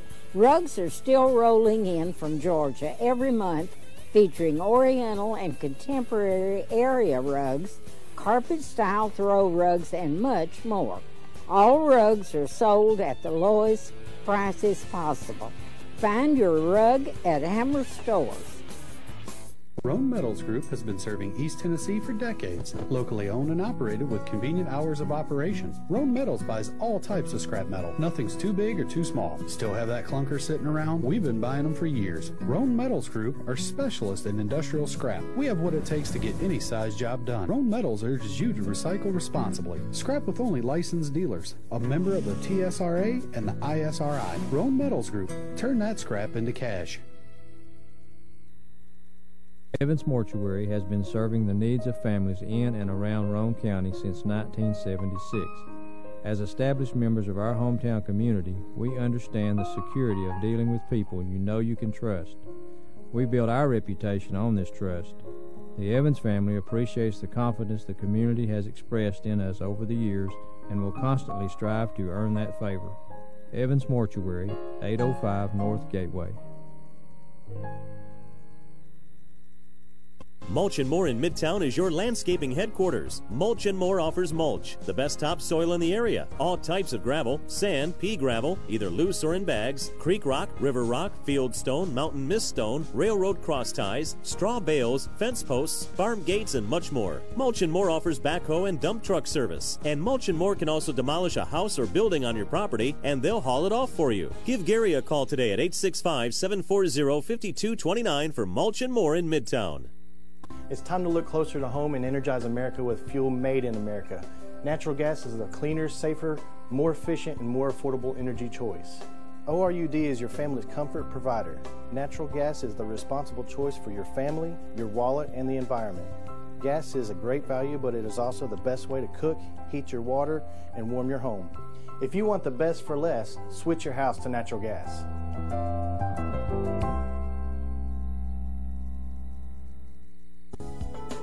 Big E's Deli and Market is now open in Rockwood at 326 North Gateway Avenue. They have both 100% gas and gas with ethanol. They are open from 6 a.m. until 11 p.m., 7 days a week. Come by and visit the new owners of Big E's. They have all types of sandwiches in the deli, plus competitive gas prices and the coldest drinks in town. That's Big E's Market, 326 North Gateway Avenue in Rockwood. For 30 years, Reno Sporting Goods has been a leader in supplying the highest quality equipment and apparel for sports teams throughout East Tennessee. Athletes, fans, and coaches alike rely on the knowledge and experience that only Reno's can provide. For the best in team sports, shop Reno Sporting Goods. Really? Again? Hey, if I had automotive style suspension like the new Simplicity, plus a free floating mower deck for the best cut, I'd be all that too. Well, and if I had the expertise and advice of his Simplicity dealer, maybe he'd look forward to hanging out with me. You don't have a Simplicity dealership. Good point. Huh. Yeah. SL Bowman & Sons, 524 North Front Street in Rockwood. Reno Sporting Goods, your first choice for sports equipment. On the court, on the field, or in the stands, Reno's has the brand names you want. All the latest from Adidas, Under Armour, and more. From custom embroidery to screen printing, it's all about the game. For over 30 years, Reno Sporting Goods. The Harriman Utility Board is committed to providing safe and reliable natural gas service to our customers in Harriman and Roane County through the use of safe operational procedures with trained and knowledgeable personnel. An odorant is added to natural gas and maintained to a certain level so that in the event of a gas leak it can be easily detected. If you smell or suspect a natural gas leak, please call the Harriman Utility Board at 882-3242. We can be reached 24 hours a day, 7 days a week. Planning a funeral can be difficult at best, but it can be a lot easier if you work with people who care. That's Davis Funeral Home in Harriman and Wartburg. Davis Funeral Home gives attention to every detail, ensuring your loved ones will be remembered with honor and integrity. Davis Funeral Home works very hard to give you the most professional service possible. Davis Funeral Homes, Morgan Avenue in Harriman and Old Mill Road in Wartburg. Davis Funeral Homes, people who care.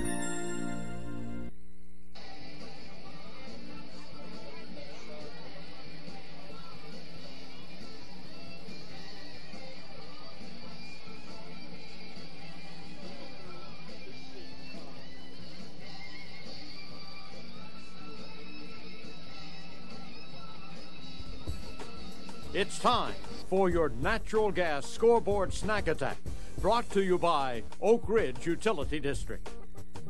Hi, I'm Nikki. And I'm Susan. And this is your Scoreboard Snack Attack.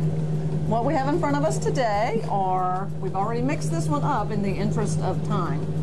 8 ounces of cream cheese softened, and that's why we did it ahead of time to get this stuff softened. 1 cup cheddar cheese, 4 ounces canned jalapeno peppers diced, a half a teaspoon garlic powder, 2 green onions finely sliced, 1 package wonton wrappers. You can usually find these in the specialty refrigerated section in your grocery stores. We found these near the produce.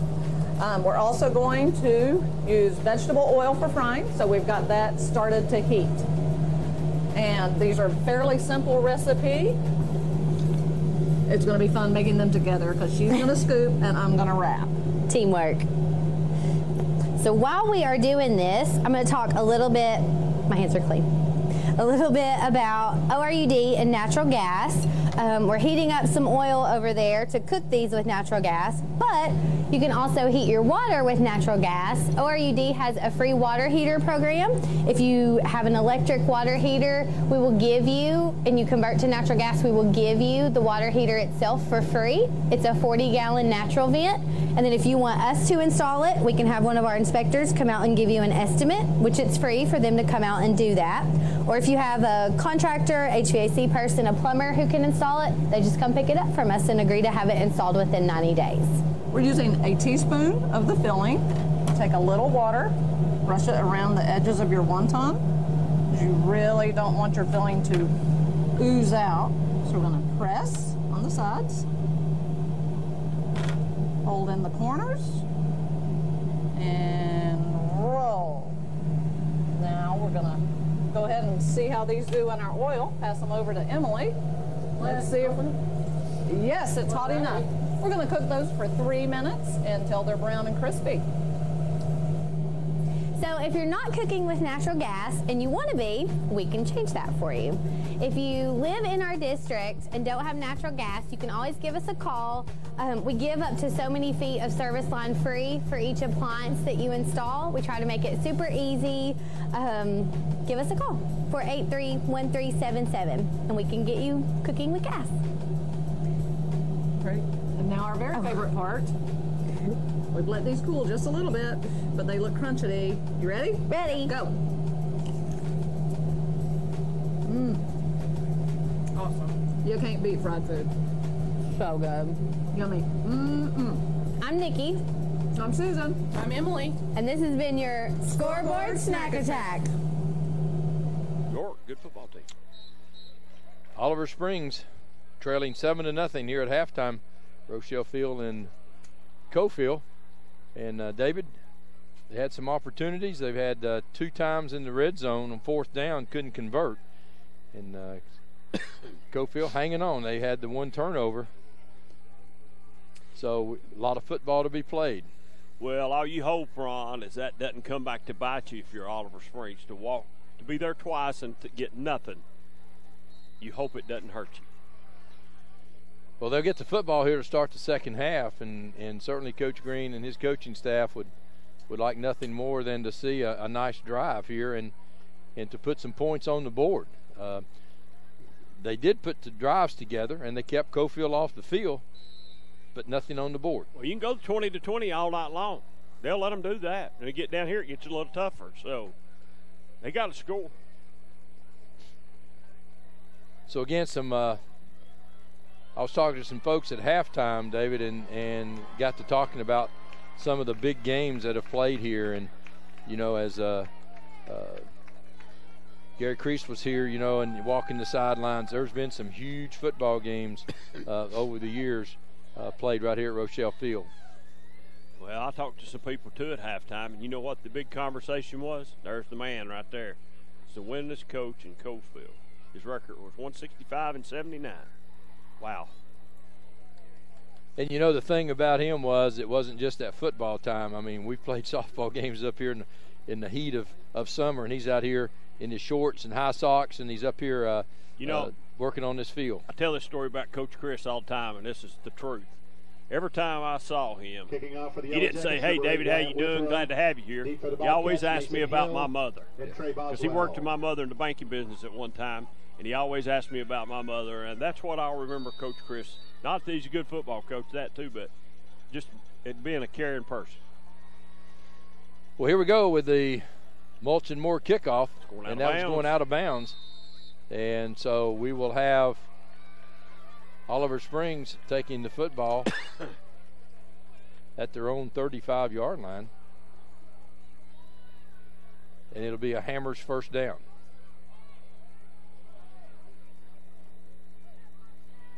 So for Oliver Springs now, Blake Crace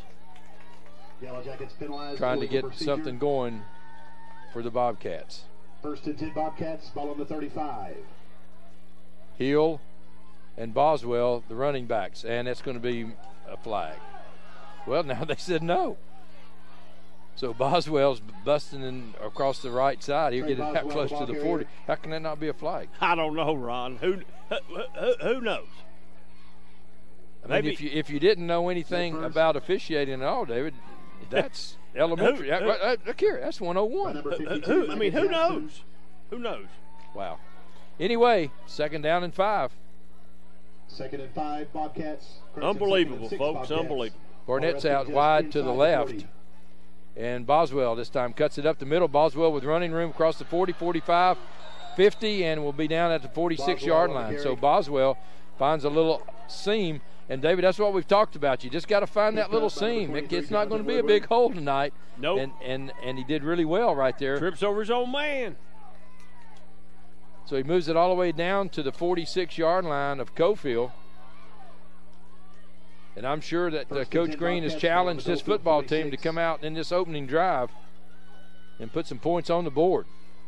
Again, Boswell now cuts it again off behind the center to the left side, and he'll have it out to the 40-yard line.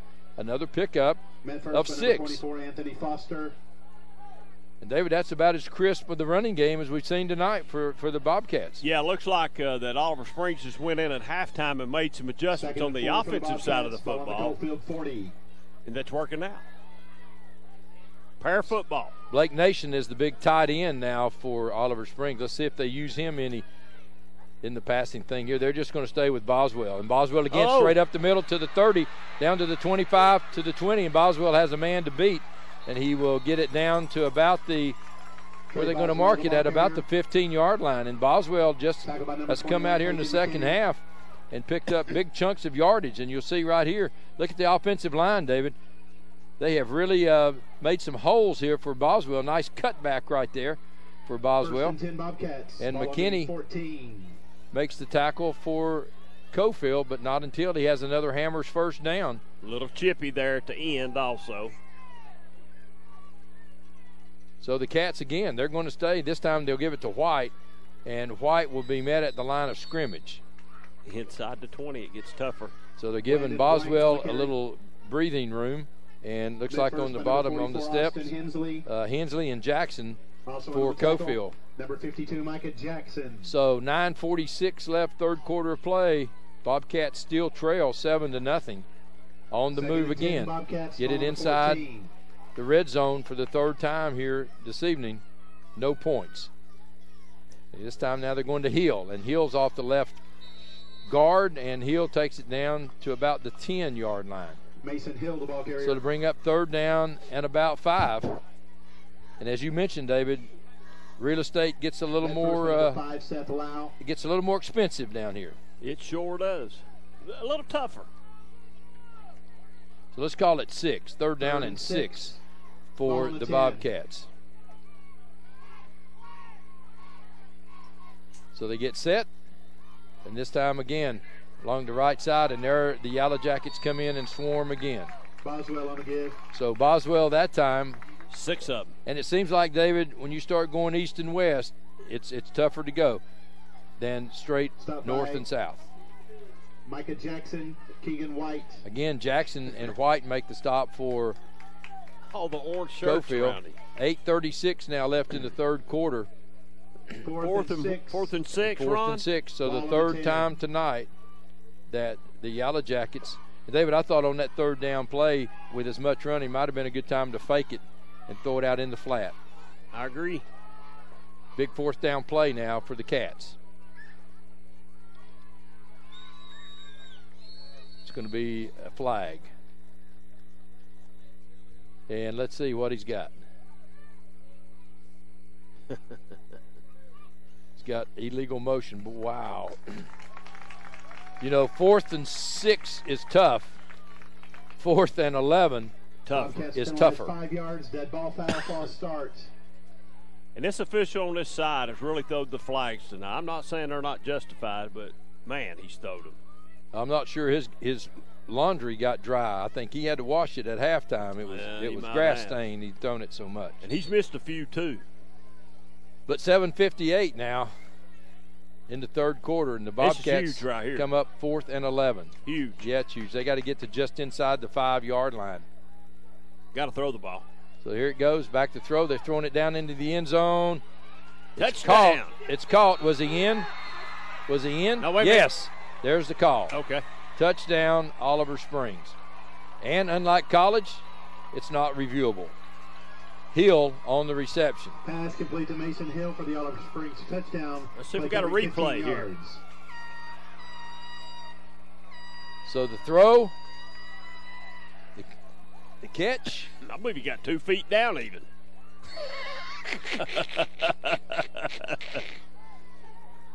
Well, let's look and see there.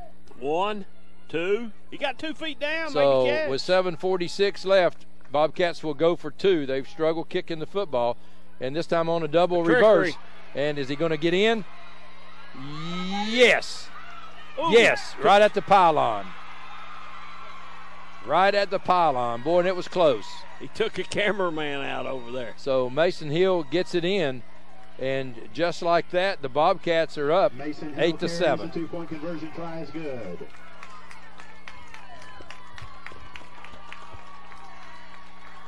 Wow, he got that camera guy.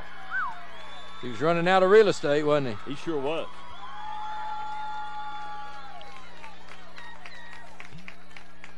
Breaker, breaker, good buddy. We've just rolled in from Georgia with a truckload of throw rugs. That was back in my truck driving days, many years ago. Rugs are still rolling in from Georgia every month, featuring Oriental and contemporary area rugs, carpet-style throw rugs, and much more. All rugs are sold at the lowest prices possible. Find your rug at Hammer Stores.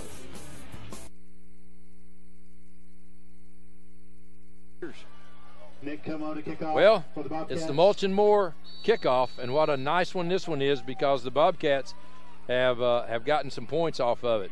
Kick is going to be taken at the 25-yard line, and it will be Reed getting it out to about the 35. Stop by number 1, Lane Lee.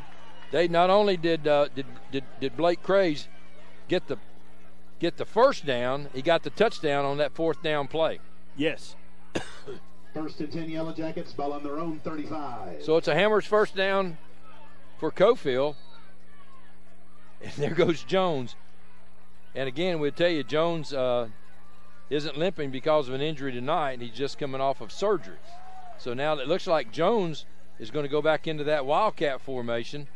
Let's see where McKinney is. I thought McKinney was out there, Ron. He might not be, but I thought he was. No, I don't guess he is. So there's Jones in the Wildcat, and they're calling timeout. And Coalfield wants a timeout. Somebody's probably not in the game in that set. That's their first timeout that they were looking for. Boy, you hate to burn them this early. You know that. You might need them in the 4th quarter. Well, you sure do. Might need them in the 4th. So another fine sponsor tonight, Harvey's Furniture. 2 names in Oliver Springs you can trust are Harvey's Furniture and Jameson Bedding. Jameson has been in the bedding business since 1883, and Harvey's Furniture has served this community since 1948. Harvey's Furniture has all sizes of bedding in stock, so be sure to see the amazing latex foam rubber beds. When it comes to bedding, you can trust Jameson and Harvey's Furniture. In downtown Oliver Springs, 435-7359. Hey, didn't you start your career doing radio? Yes, Rockwood Tiger Radio. It's funny how we're doing radio and TV now. Doing them both tonight. Doing them both. McKinney was out there, David. They had him lined up. And he's out to the wide receiver to the right. That's what he's played all year long till recently. So could you see a halfback pass? Yeah, possibly. Him in motion. Here he comes. Right, here he comes. There it is. Is he going to throw it? No, he's going to hang on to the football, trying to get room. And Oliver Springs is going to say, no, sir, not tonight. They're going to stop him for about a 2-yard loss. And on the bottom of the pile is Boswell. Stop by Boswell. So if you're Coach Green, that's exactly what you want. You're tired of giving them, down in distance. 2nd and 11, Yellow 21-14, Powell, Oak Ridge Powell at halftime. Wow. Yeah, wow's right. 2nd down and 11 for Coalfield.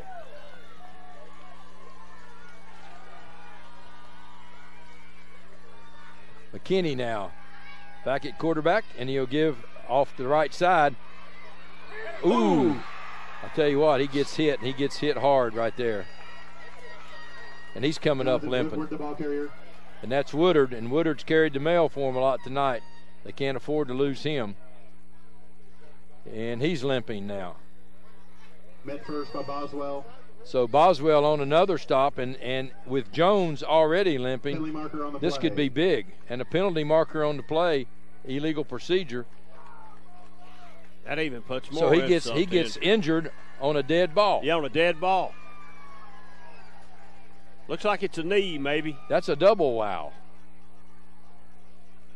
And right here he comes. Boy, he's a hard runner. Oh, twisted that ankle up, too, Ron. See that ankle twist under that body right there? Wow. 4 Yellow Jackets. Wow. 4 Bobcats come in for 1 Yellow Jacket. So 3rd and 11. So McKinney 34. Back at quarterback. Got wide outs to the top and the bottom. Slot to the right. McKinney looking.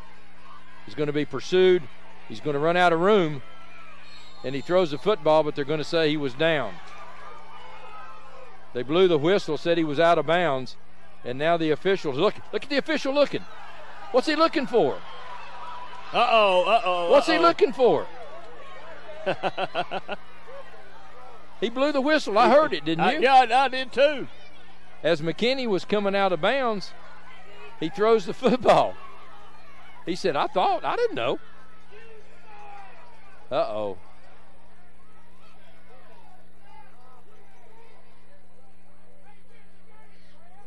I don't what. Wow. Is this a replay? No, it's not a replay. Well, wait a minute. Well, he went out of bounds right here about the 36-yard line.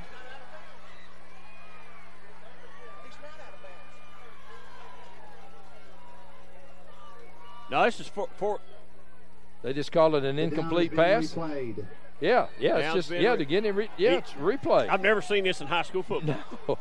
No. This official on this side does not need to be calling tonight, folks.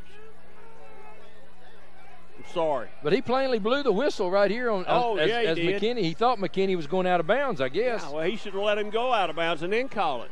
Don't anticipate the call. That's right. Anyway, Big play, 3rd down and 11. McKinney back to throw now. Lamance gets one on him, and it's incomplete. And that's a illegal man downfield. 52 was down at the 39-yard line.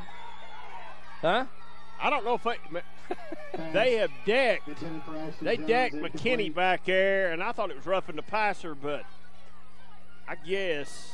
Well, watch downfield. Let's see if we can get this one downfield now. There's him. He's throwed here. Now look right here. Look here. Yeah, at the 40-yard line. That guy just looked right at him. This crew is discombobulated. 4th down and 11. 6:24 left. Oliver Springs 8, Coalfield 7. McKinney back to punt or back in punt formation. I would assume he's going to punt. Lamance that time putting pressure on him. McKinney's going to kick it away. It's going to be a squirrely kick that's going to take a good bounce for Coalfield, and it'll be down at the 22-yard line of Oliver Springs. So 6:14 left in the 3rd quarter of play. It'll be 1st and 10 Bobcats on the Hammers 1st and 10. They're leading 8-7. Been a pretty good football game, except we had some really squirrely plays here. This has been crazy. I don't know that we've seen that one in a number of years. Which one, buddy? We've had so many. Which one? The quick whistle where you have to replay it. No, it's not. It's been a while. I don't think we've ever. I've never had. Now, what if Coalfield had scored on that play on that replay? Because this place would be going crazy. Lord have mercy. Boswell this time tries to find some running room, and he's swarmed by the Yellow Jackets. There's not enough Morgan County deputies. Well, and if I was, I'd have been hiding in the back of the school. Yeah, I would have too. Yeah. But I mean, that's what happens, and so many times in sports, the bad call leads to an ejection or other penalties and stuff. Boswell's going to have to hurry getting his shoe tied. He's ready to go. As the Yellow Jackets did a nice job on 1st down. Barnett's out wide to the left. He's probably just trying to spread the defense. Because here goes Hill, and Hill's trying to cut the corner. Can he do it? He cuts back in. He's still on his feet at the 30-yard line to the 31. Nice Hill run that time by Mason Hill. And it looked like he was going to have a hard time getting the corner, but he makes a nice turn, cuts it up, plants good right there, and goes up and picks up good yardage. 3rd down and 2. Wasn't sure he was going to get the corner. Oliver Springs now waiting for the play to come in. Russell having a conversation with the official. Ball resting just outside the 30. Big third down play now, because this is it. If you don't make this one, you're gonna punt here. So you need the first down first. And Hill, second effort, got it. He's right at the stake, David. Right at the stake. Oliver Springs fans are upset about something. Well, they probably didn't get the mark they really wanted, but he got the stake right there. Hill on the give. Micah Jackson. You can tell everything is picked up in this game. Oh, the intensity's picked up this big could time. be fence against fence. It could be fence against fence. You're right, but the intensity's picked up. And the end zone fence may be the deciding factor. It may be. Here come the Bobcats. 1st and 10, Hammers first down. 4:18 left in the third quarter of play. What a game we've had here tonight. Back to throw, quick pitch to the 35, and he'll have it down out to the right at the 40-yard line. Russell makes the stop, and it's getting slower and slower for people to get up, David. Well, you got a lot more standing over people. That's what I'm saying. It's getting slower and slower getting up now. Yeah. And composure could end up being the key to this game. Oliver Springs, number 21, needs to just play football and quit worrying. He's getting a little. He needs to just concentrate. Don't hurt your team, son. Well, and my point is, you're up 8-7. Don't hurt your team. A 15-yard penalty for unsportsmanlike could be costly here to one of these. It could be, and that's what I say. Just play. Oliver Springs now in the I formation. They'll give it to Hill, and Hill tries to get to the corner, and that could be. That's a horse collar. Was that a horse collar? It looked like his hand was right close up there. Mason Hill, the ball carrier. So to bring up third down. Tackle by Keegan White and about 2. McKinney. Let's see right here. Right there, yeah. Yeah, he's got his hand on the got inside. His hand on the shoulder and pads. Right in front of the official. And right in front of him. 3rd down and 1. 2:58 now left here in the third quarter. Oliver Springs with a 1-point lead, 8-7. And the clock running. Boy, and if you're Coach Green, you want the clock to run and some more points on the board. Yeah, you need another score right here. Armstrong goes wide to the left for the Cats. And they'll give it to Hill. Hill cuts up the middle, and he goes 45, and he'll be out to midfield. 1st and 10, Bobcats. Mason Hill, nice run behind the big line of Oliver Springs. Ankle tackle got him. If he hadn't, he might be gone. Yeah. Watch him right here. Look, get him right on the ankle. You know, the thing with Mason Hill, David, is when he makes the pivot, he's full speed. He's ahead. Going right ahead. Yeah, he squares his hips really well. And it's going north 1st and 10 Bobcats, or south, wherever we are. Hammers first down for the Bobcats. And Hill again. And this time Hill will maybe gain 1 on the left side. And the Cats don't get the push this time, as coming up for Coalfield was Jackson. So it's a 2nd down and 9 for the Bobcats. And David, already they're using a lot of the time clock as we speak. You got that. 1:40 left here now in the third quarter. Well, it's been a pretty fast game. It has. So Russell wide to the bottom of your screen. And this time back to throw. Looking, and he's going to be pursued, and he better get rid of it. He's going to be all the way back to the 44-yard line. David, that time, he's got to get rid of the football. Sacked. Yeah, he held on to it a little bit too long. 2004, 2005, 2006. He's got to get rid of the football. 44, Austin Hensley. Wow, man, they laid a couple licks on him right there. They did, too. and that's when, you know, when you get to 1004, internally clock says throw it. Throw it away. So 3rd down now. What, 16? And about 16. So now do you try a little screen pass? Wow, no, they ain't throw the screen pass all year long. That's why it's a good time right now. Little screen pass to Hill out here in the slot. Ain't happening. So they're going to move Hill in motion. Fake it to him, and they're going down the field. On the other side, the man is there, and it's caught. Wow. Wow, what a play. Uh-oh. There it is. There's the flag we've been talking about right there. There's the flag we've been talking about. You got to keep composure. That puts them now inside the 10-yard line. That'll put the ball at about the 6-yard line. What a throw and a catch.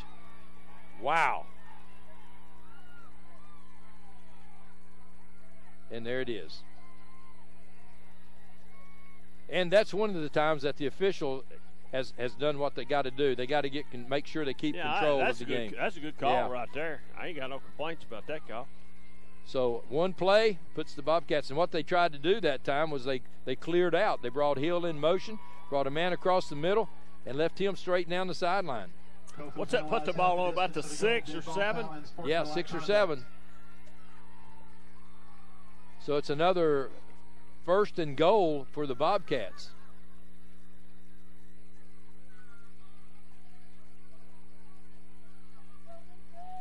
So you gotta think here that Hill or Boswell is going to carry the football, and it's Boswell on a little delay, and he slips through one tackle. Look at him bowling, and he's going to down to the 1-yard line. His helmet come flying off. Wow! I tell you what, he hit the hole that time, and there wasn't much there, and Boswell got a lot of that on his own. And he's down, David, to about the 2-yard line. And Boswell lost his helmet, so he's getting the crowd fired up as he goes off the field. Oliver Springs is jacked up right now. They're ready to go. You know, Coalfield was trying to swap the ball, and Boswell just keeping his feet moving. So 14 seconds left, and Oliver Springs probably will not. I wouldn't get another play off. I'd wait till the quarter. But they line up in the I formation. And Hill into the end zone. That's why I'm up here calling it and not coaching. They went ahead and did it with 0.2 of a second left. So just like that, Oliver Springs goes up 13-7. And now they'll have another 2-point conversion. And let's see, do they get Oswald? Is Boswell coming back into the game? I don't see him in there. So the big fullback is not in. Oh, they're spreading this thing out. White's the only running back. Hill in the slot. Quarterback draw. Hill in the slot. Back to throw. Back across the middle. Complete. To the big tight end Nation. Boy, they made that one look easy. So now with 2-possession game. 0.2 of a second in the third quarter, it's Oliver Springs 16, Coalfield 7. Evans Mortuary has been serving the needs of families in and around Roane County since 1976. As established members of our hometown community, we understand the security of dealing with people you know you can trust. We build our reputation on this trust. The Evans family appreciates the confidence the community has expressed in us over the years and will constantly strive to earn that favor. Evans Mortuary, 805 North Gateway. Mulch & More in Midtown is your landscaping headquarters. Mulch & More offers mulch, the best topsoil in the area. All types of gravel, sand, pea gravel, either loose or in bags, creek rock, river rock, field stone, mountain mist stone, railroad cross ties, straw bales, fence posts, farm gates, and much more. Mulch & More offers backhoe and dump truck service. And Mulch & More can also demolish a house or building on your property, and they'll haul it off for you. Give Gary a call today at 865-740-5229 for Mulch & More in Midtown.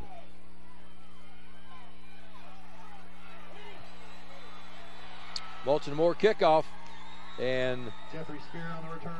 Spear on the return for Coalfield. He'll get it out to about the 25-yard line. Now, David, Coalfield's got to say your line. What's that? It's key. This is key. This is key. Oh, yeah, this is critical. This is a critical possession. This is a must. They got to score pretty quick here, I think, too. Well, we're coming upon the end of the third quarter. We got 12 minutes. We got 12 minutes to go. I mean, they got to score. I mean, this is a big down. I mean, this is a big offensive series right here. And, David, I think, and we talked about it a little earlier, and it's happened once, I think the team now, with composure and with focus, is the one that's going to come out, because 15 yards right now in the right situation is huge for either of these teams, and you got to stay focused on that stuff. We got to look. Coalfield's 2 scores down, so we got to get a touchdown and a field goal or something. We got to get 9. I mean, that's just to tie it up. So we're 2 scores down here. So I think it's critical that they've got to score on this series, and I don't think they can take a lot of time. Well, you can, and David, another thing and another factor that's into this football game that we've just seen personally right here in front of us is the officiating. Well, the officiating, I mean, that can come into play. It already has. It already has. It's cost Coalfield. So, and I'm not saying anything about the officiating other than it's poor. It's just poor on both sides. And what you don't want to see is that to come into play, but it has come into play already. Yeah, the official on the Coalfield side blowed one a while ago. I've never seen us replay a down. So here we go in the I formation for Coalfield. They're going to give to the left side as Lau that time is going to be going for 1 point for a yard. And David, right now, if you're defensively coming from Oliver Springs, you're bringing the house right now. Well, look at the body language. Look at it. That's what I'm saying. Look you're at bringing the house. Coalfield's walking, dragging. Oliver Springs is jumping up and down, hopping around. I mean, they're ready to go. And right now, just as we said, Oliver Springs was using a lot of time on the play clock. Coalfield's got to get going. They've got to pick it up. Well, remember what I said at the first of the game. Oliver Springs they're wanting to take Coalfield's place. Well, and the thing about it is we got exactly what we said we thought we were going to get, and that's a heck of a football game here tonight. Glad to be here. Spear is at the bottom of your screen. Back to throw. Being pursued. Now they're going to run a little screen pass, and it's overthrown. Lau was out in the flat. I think Lane was there. Had some blocking. But Lane was there if he could have fought through the block. But anyway, now it's 3rd down and 9, and you cannot afford to turn the ball back over to Oliver Springs. I know. What is it? 11 I don't know. I'm almost going to say this is 4 down territory. I don't think it's. You don't think it is? It's quite yet, but it's. I mean, well, from a field position. If you get about half of this or get all of it but 3, you don't think you go for it? That field position. I mean, if you don't make that, then the game is over. The game is over, right? Yeah. I agree with you. Because we're 11:04 left in the game. 16-7, Oliver Springs with the lead. Back to throw now. And he's going to be pursued. Going the wrong way. And he jumps and throws it, and it's incomplete.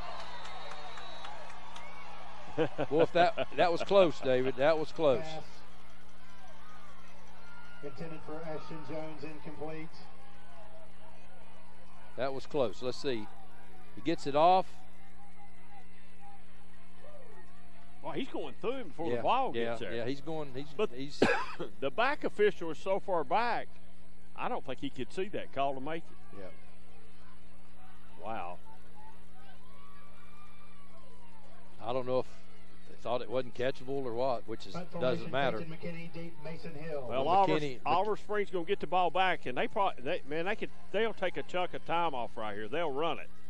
McKinney on the kick, and it's going to be Hill thought about trying to catch it, did the wise thing, and it's going to roll down to the Oliver Springs 32-yard line. And right now, the 32, the 22, the 2, it don't matter. Oliver Springs has the football and the clock. And the clock with 10:44 left, and it's wow. And we'll tell you that you're listening to the football game on WYHM 103.9 FM, 580 AM, Rockwood, Tennessee on your dial, and Channel 12 here at BBB Communications. Glad to have you with us tonight. What a game we've had, and expect this last 10 minutes to be something, David.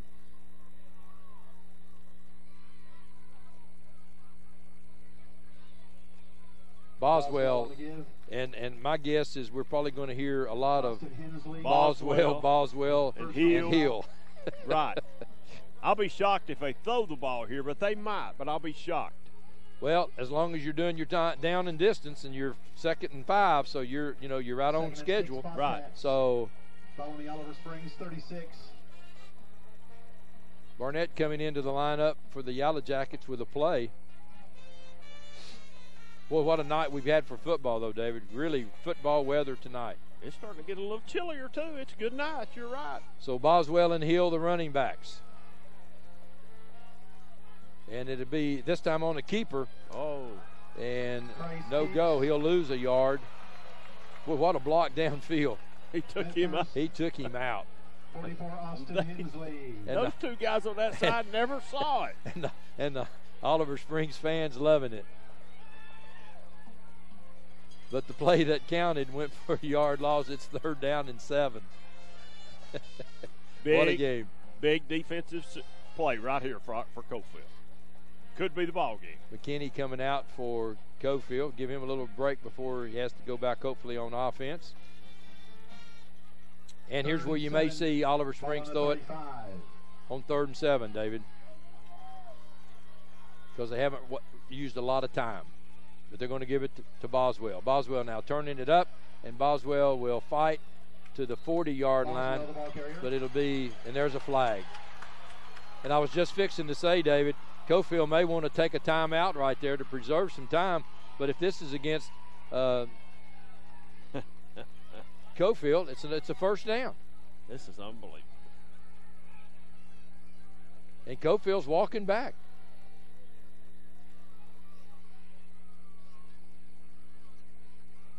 And this is really uncharacteristic of Coalfield football. It is. That's personal foul. That's the second one. And that unsportsmanlike, David, that's huge. I mean, you've got them 4th down and 5. And now you're going into not only are you giving them a 1st down, look here. You're down to the 40-yard line. And that penalty flipped the field a little bit right there. So if you punt the ball from there, you punt them deep, you put them back deep, even if you had to punt the ball from right there right now. Well, we're dead on 9 minutes. Oliver Springs up 16-7 with the football. Coalfield penalized 15 yards, unsportsmanlike conduct. Hill comes in the slot, and that's a decoy.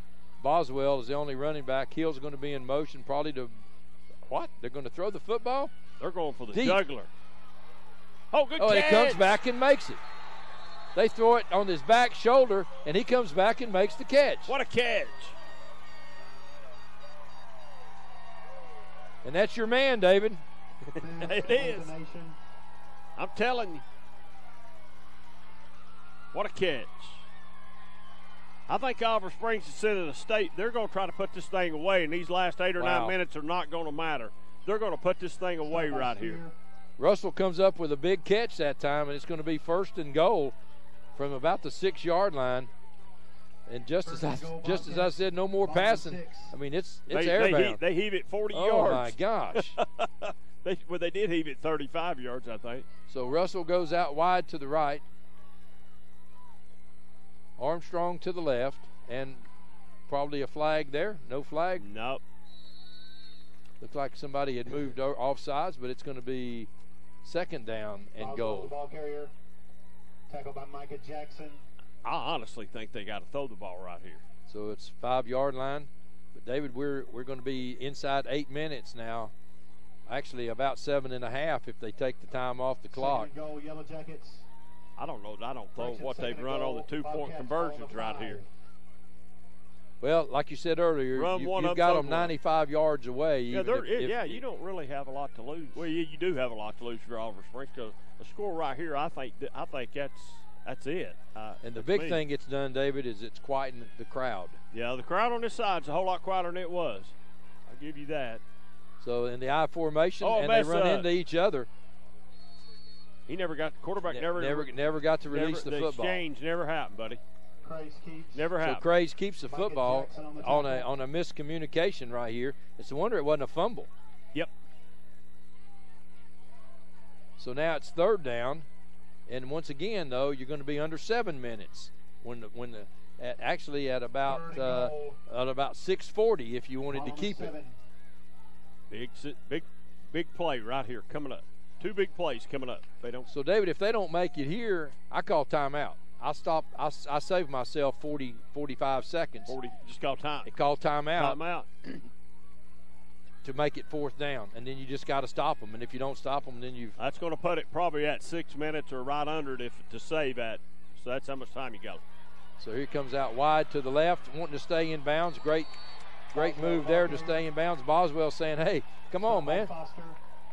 Go back to the huddle, young man, and play. Don't get a penalty." So he's saying they horse collared me. But anyway, see, I think right now you're at 6:21, and you could take that time and save it, and use it on your offensive side, and hope that you're going to get a 4th down stop. Yeah, Oliver Springs, there's 30 seconds on the play clock. They're going to run all that just about. So which what is we going to lose? put you about 5:40. Yeah.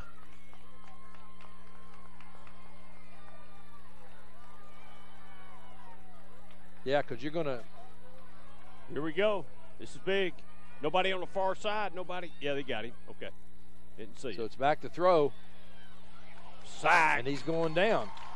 So see, it's 5:47. So you lost 45 seconds 55, Dylan Stewart. on the clock there. So now Coalfield will go to work on the Hammers' 1st down. And Oliver Springs did what they wanted to do other than the points, but they ran a lot of time off the clock. After the turnover on downs. And so now for Coalfield, McKinney will have to air it out. So they're going to spread the field. Empty backfield. And Oliver Springs, I'm sure, will take a couple extra steps back, make sure nobody gets behind them. So they hit out in the flat. Got a blocker. And White gets the football, and he'll be out of bounds at about the flag. And that's going against Oliver Springs, and there's no reason for that. I don't know that it won't go against both of them. There's no reason for that. Let's say, wait a minute. Oliver Springs is clapping like it's against Coalfield. Well, I thought the second guy that time probably is the one that got the flag. See, they're talking even over here on the sideline. So you don't need to do that. Let's see. Uh-oh, we're looking to see if this might be somebody, might be an ejection maybe. We've got 5:40 left in the football game. 16-7, Oliver Springs with the lead. No, Oliver Springs is walking back. Well, so I mean, and here's, the young man was right there. Now he's even talking to the crowd over here. And again, this is where you got to have good leadership, David. You got to stay focused. And the second guy is going to be the one to get caught every time. Every time, yeah, you're caught every time. Now he didn't get into it. The official had words with the official. He says play football. Play football. So McKinney now looking again. Back to throw, dumps it over the middle, and it's going to be caught. But it's going to be to the 46-yard line, so only a gain of about 7, but the clock's running. So you got to hurry. If you're Coalfield right now, you got to have a play call and get it ready to go. 5 1/4 left. So they're taking way too much time to have to score twice. 2nd and 3, Yellow Jackets. Ball on the Coalfield 46. So they're taking 30 seconds to get a play off. Got the field spread. Low snap. McKinney gets it, looking down the field. Oh! And, well, what happened, David? We had 2 players right here. If the number 6 doesn't touch the ball, I think the other kid catches right. I can't see his number. Number 9. Right. I think you're right. He tips it. You had 2 players right in the same vicinity right here. Watch this little tip right there. See it tip it, and the ball go up some. Yeah. So 4:57 now left in the ball game. 3rd down and 4. 16-7, Oliver Springs with the lead. So Coalfield now, again, sends trips to the bottom. They have 2 wideouts to the top of the screen. McKinney, again, a low snap. Back to throw. He's been pursued. Oh! It's almost intercepted. That would have done it. They were trying to hit Jones on a little screen pass, and the last 2 snaps have been low. And that time, Oliver Springs was coming. They were at that. You got that right. Screen or no screen. Ball game right here, man. Ball game. So 4:53 left, 4th and 4, and this could be it. Same formation. McKinney. Back to throw. Rolling out Keep running. He's going to try to run it, and he's got the first down at midfield. Out of bounds. Well, they say he got all the way down. I thought he went out of bounds at the 50, but they're saying he's down at the 44-yard line. I think that's a good call right there. Let's see here. I thought he ran out. Let's see. No, see, he's at the 50. Right there. Yeah. No, he's still in. Oh, yeah, good job. He's in bounds. Good job. 1st and 10 for the Yellow Jackets now on Hammer's first down. Not much. 4:47. Too long in the huddle. So the clock is stopped right now on the out of bounds. Oliver Springs up 16-7. McKinney trying to put some points on the board for Coalfield. Another low snap, and McKinney coming back to the left. Now he'll go up the middle, and McKinney will have it at the 36-yard line, and another flag. And I think it's going to be against Coalfield. Number 9. You think holding? No, I said 9. It might holding. Be 6. Yeah, holding. He just so that's going to nullify. He just laid on top of him. And the thing about it now, David, is, again, that was a 7-yard gain. 4:33, and that you don't get that time back, and you lose that. And the yards. That was a 7-yard gain. That was a nice gain on first down. Look at this. We're back past the 50 now. Back to about the 48? Yeah.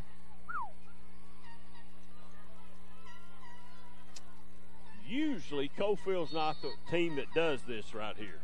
It's usually the visitors that do this. Woodard comes in the football game for Coalfield. 4:33 left in the game. Coalfield trailing 16-7.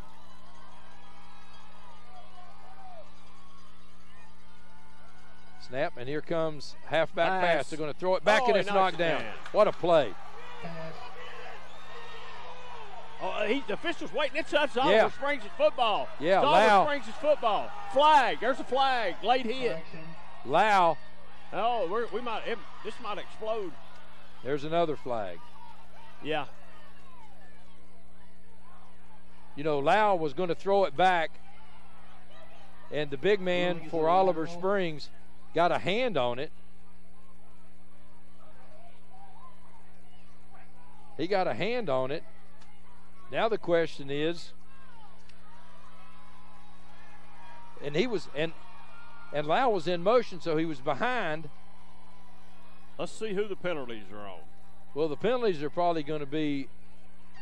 They may be offsetting. They may be off. No, I think Springs. this one back here was Coalfield, and maybe this one was Oliver Springs. Let's see. But the possession of the ball is going to determine if the ball was thrown behind. I agree with that. I think he's going to give them they're going to get the ball, but I think we got two. Are they offsetting penalties? It really won't matter because right about there where that flag's at, where Oliver Springs is going to take possession. So we've got 4:21 left in this game. And what a play that was, though, by Oliver Springs. It was. And we got a replay on that one. Let's show the Chuck Fleischman replay on that one once we see what's happening here. Hold on a minute. Personal foul, Coalfield. Unsportsmanlike. And that's Coalfield. what I thought. Unsportsmanlike. But they're saying the ball belongs to Coalfield. I don't know what's. I think he's confused. Well, you see, look right here. 70, it's hard to really tell because 70 knocked it down. But let's see what. Well, they've got to penalize him first. The umpire was going. I don't really understand the game. I tell you, the white hat motioned Oliver Springs' football after that. He gave it to Oliver Springs. I understand Coach Green arguing this. He's not really arguing, just discussing it. But I understand that. The white hat said Oliver Springs. Well, here's the play. Here's 70 coming in. 70 knocks it down. And that's what started it all. Right here. Now they're. What if big number set? And we got another now there's flag. the hit right there. There's the hit right there that caused. We got another flag. Something from the sideline. Over here, our sideline officials throwed something over here. See the white flag between the red, white or red, yellow. Seen so many of them, I'm going blind. I went to the studio not long ago and got confused and got on the wrong set down there. That might happen to me again tonight. I mean, seriously. There's no flag now. No flag. He said, I'm just used to throwing one. I just threw it. Who knows? 4:21 left in the game. Jesus. And, folks, this is getting, I mean, this is. Look how far, what's the yardage here? 10. It's 10, about 20, 32. 32. He motioned Oliver Springs football. Well, Who knows? he hit him in the pile. The foul occurred there when they were down. So we're just now getting to the 15-yard unsportsmanlike. We can't get out of that. I don't know what all those notes he's been writing in his notebook, but he'll have a hard time deciphering Maybe when it's he to go gets back home. and discuss it after the game. He'll have a hard time when he gets home. He's confused. So McKinney looking to Here throw. he comes. He's going to throw it down the field, and it's going to be incomplete. As Hill, the free safety, was running back, and Gavin Hill was there as well. So now it's going to be second down and Gavin Hill defending. 22. 4:14 left.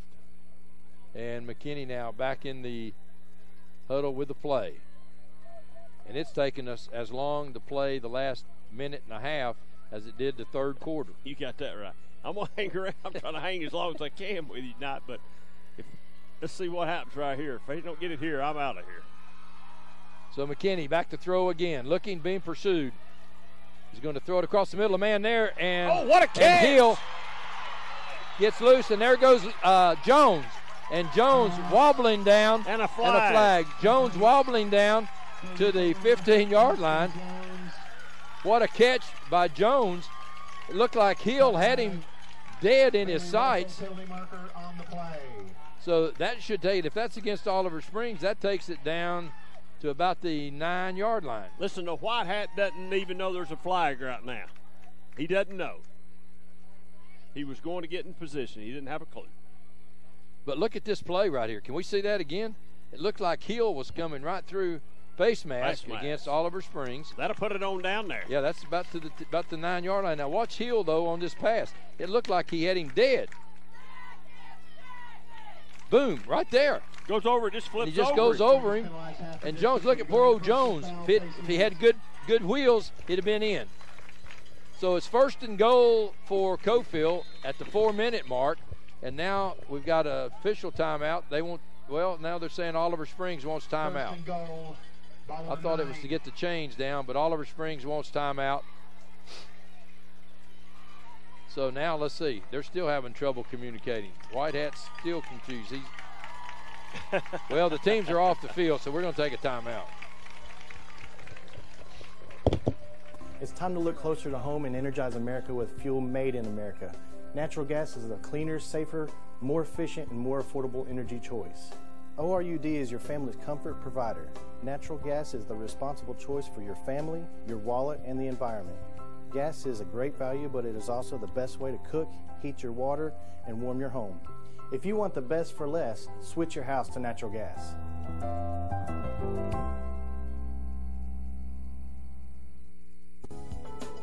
Big E's Deli and Market is now open in Rockwood at 326 North Gateway Avenue. They have both 100% gas and gas with ethanol. They are open from 6 a.m. until 11 p.m., 7 days a week. Come by and visit the new owners of Big E's. They have all types of sandwiches in the deli, plus competitive gas prices and the coldest drinks in town. That's Big E's Market, 326 North Gateway Avenue in Rockwood.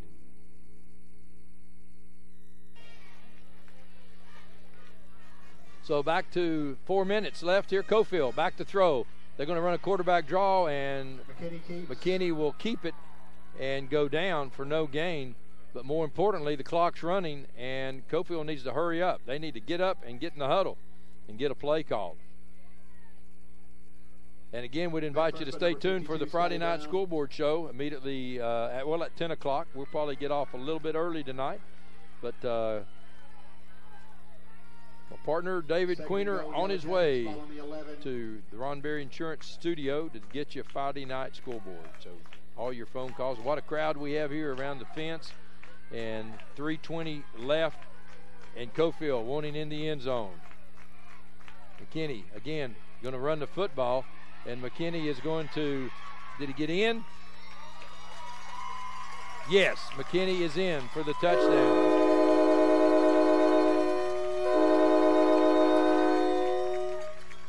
So McKinney gets in. Peyton McKinney carries for the Coalfield touchdown play covering 11 yards.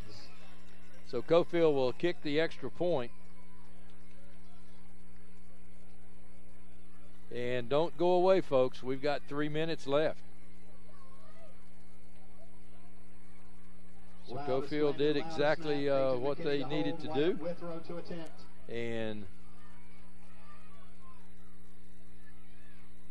the kick will be up, and the kick is good. The kick is up. So with 3 minutes, 9 seconds left, it's 16 Oliver Springs, 14 Coalfield. We'll be right back. For 30 years, Reno Sporting Goods has been a leader in supplying the highest quality equipment and apparel for sports teams throughout East Tennessee. Athletes, fans, and coaches alike rely on the knowledge and experience that only Reno's can provide. For the best in team sports, shop Reno Sporting Goods. There's only one thing better than owning a Simplicity lawn tractor or zero-turn mower, and that's purchasing it at your neighborhood Simplicity dealer. It's like getting a free outdoor power equipment expert who will help you select, operate, and maintain your equipment for years to come. So visit your local Simplicity dealer today and get a free expert with every purchase.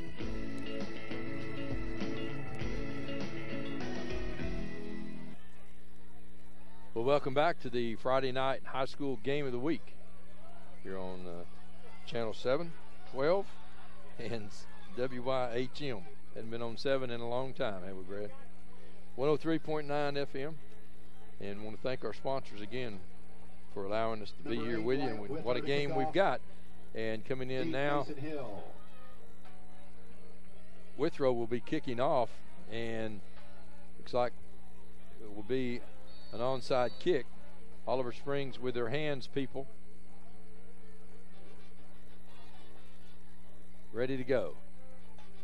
Kick is not going to go 10. Well, they've got it back.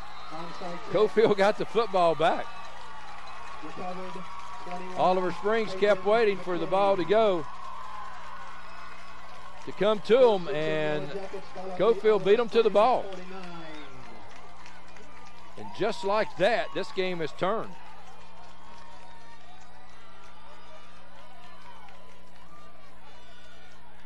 So Oliver Springs waiting for the ball to come to them. And Coalfield alertly jumped on the football. So we're 3:08 left. Plenty of time left in this football game. And Coalfield now coming to the line of scrimmage. So McKinney. And there's a flag. So this one's coming back. He's going to lose a yard, but illegal motion by Coalfield.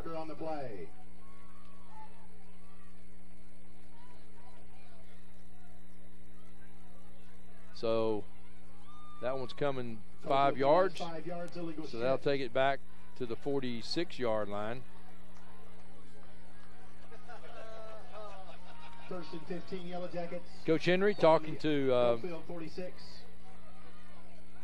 Peyton McKinney on the sideline now, and sends him back with the play.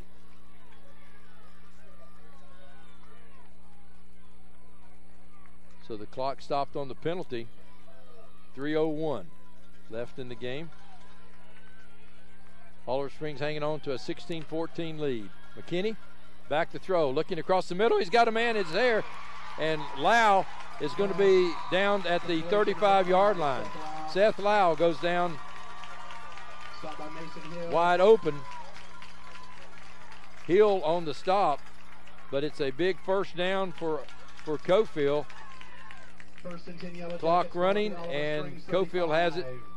First and 10, Hammers first down at the 35. They drug Lau that time from the slot across the middle, and no one picked him up. McKinney doing a nice job to let everybody clear out on the play. McKinney now again back to throw. Now he's going to have the quarterback draw, and McKinney's down to the 30, to the 25, and still going. And McKinney is down to the, and there's another flag.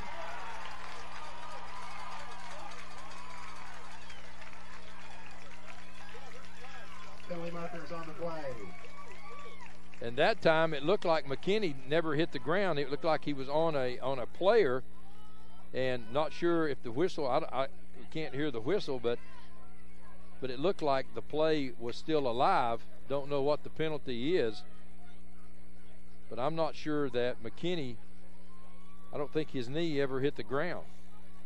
It looked like from here that he landed on another player. If that's against Oliver Springs, that's going to put the football inside the 10-yard line. Personal foul, face mask. Okay, so it's the face mask, not a personal foul, so that's okay. It's unsportsmanlike conduct.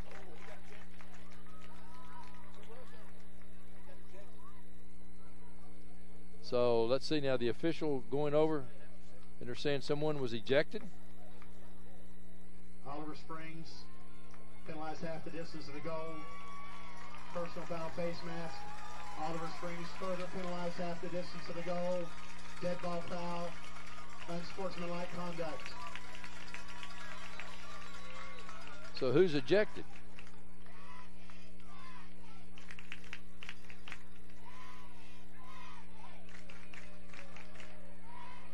Boswell? Let's see if we can find out what's going on. There's where I thought McKinney right there, still on top. There's Boswell. There's Boswell. McKinney's going into the end zone with 2:15 left and another flag. And another flag. So flags everywhere. So they're saying this one is against Coalfield.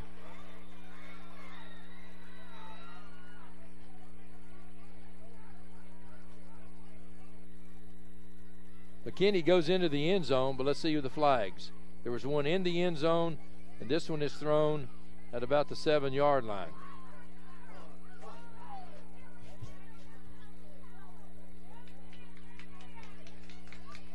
So here's the play before that caused the problem, and here's McKinney.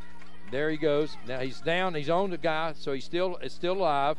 There it is.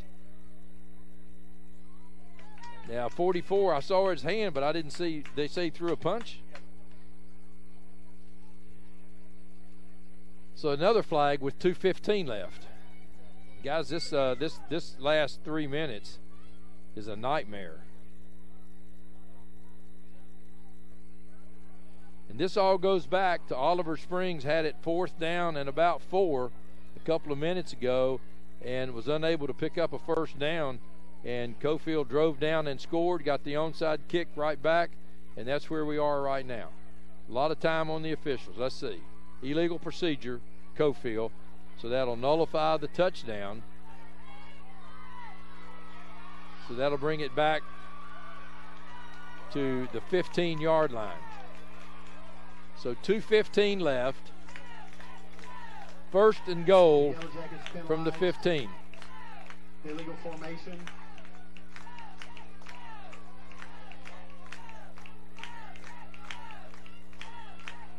You know, I don't know. Could you see enough on the replay to say that was a punch or just a hand motion? I couldn't tell.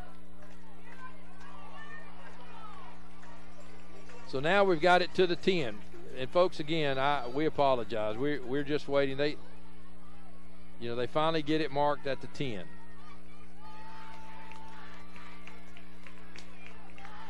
First and goal. But we do know there's 2:15 left. So this time again, McKinney's going to come out, and he goes back to the middle. He's cut off. He'll go down to the 5-yard line. And so now, if you're Oliver Springs, do you start taking some timeouts to save the clock? When they score with less, that would be less probably than somewhere 125 or so.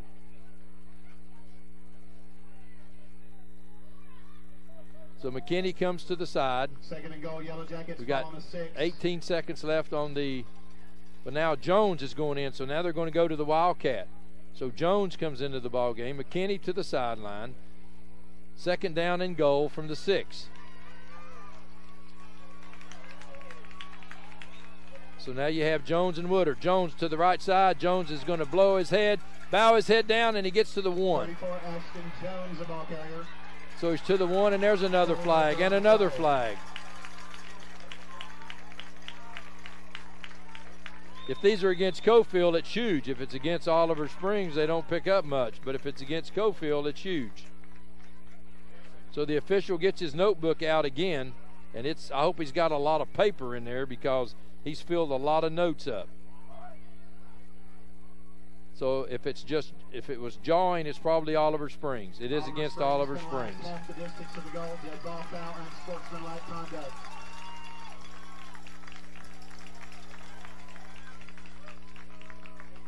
So the ball is at about the half-yard line, 1:13 left in the football game. 16-14, Oliver Springs with the lead, but Coalfield itching ever so closely. My guess, you'll probably see Jones run the same play again.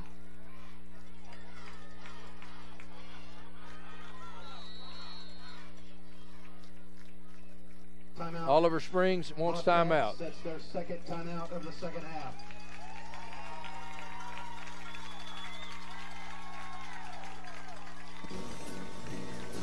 Really? Again? Hey, if I had automotive style suspension like the new Simplicity, plus a free floating mower deck for the best cut, I'd be all that too. Well, and if I had the expertise and advice of his Simplicity dealer, maybe he'd look forward to hanging out with me. you don't have a Simplicity dealership. Good point. Huh. Yeah. SL Bowman & Sons, 524 North Front Street in Rockwood.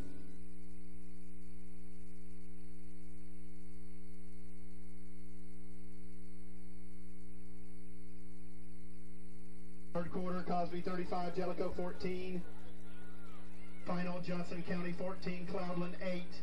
1:03 left in the football game. Ball at about the half-yard line. 16-14, Oliver Springs with the lead. Third quarter score of interest, Oak Ridge 28, Powell 21. McKinney comes back. Well, no, McKinney's in the ball game. McKinney's in the ball game. Orange and black run the one. So will they roll him out? They've tried to push him in. No signal yet. Touchdown, Coalfield.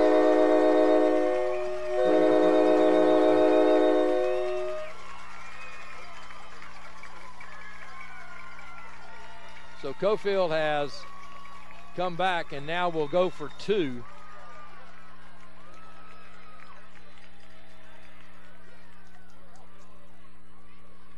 Coalfield will try to go for two.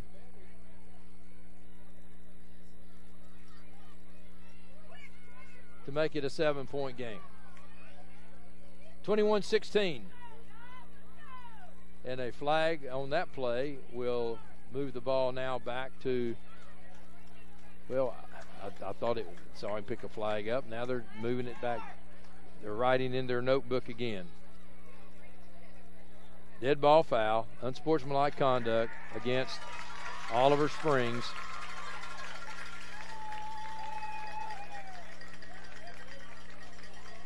Dead ball foul penalty against So that'll move the ball to about the 1.5-yard line.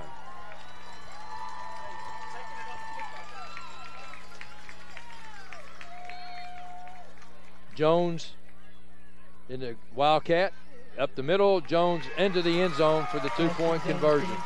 So 23-16.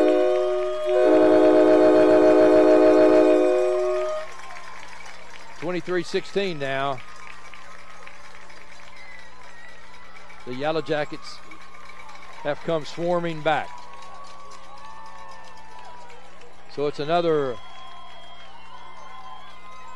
Mulch and Moore kickoff.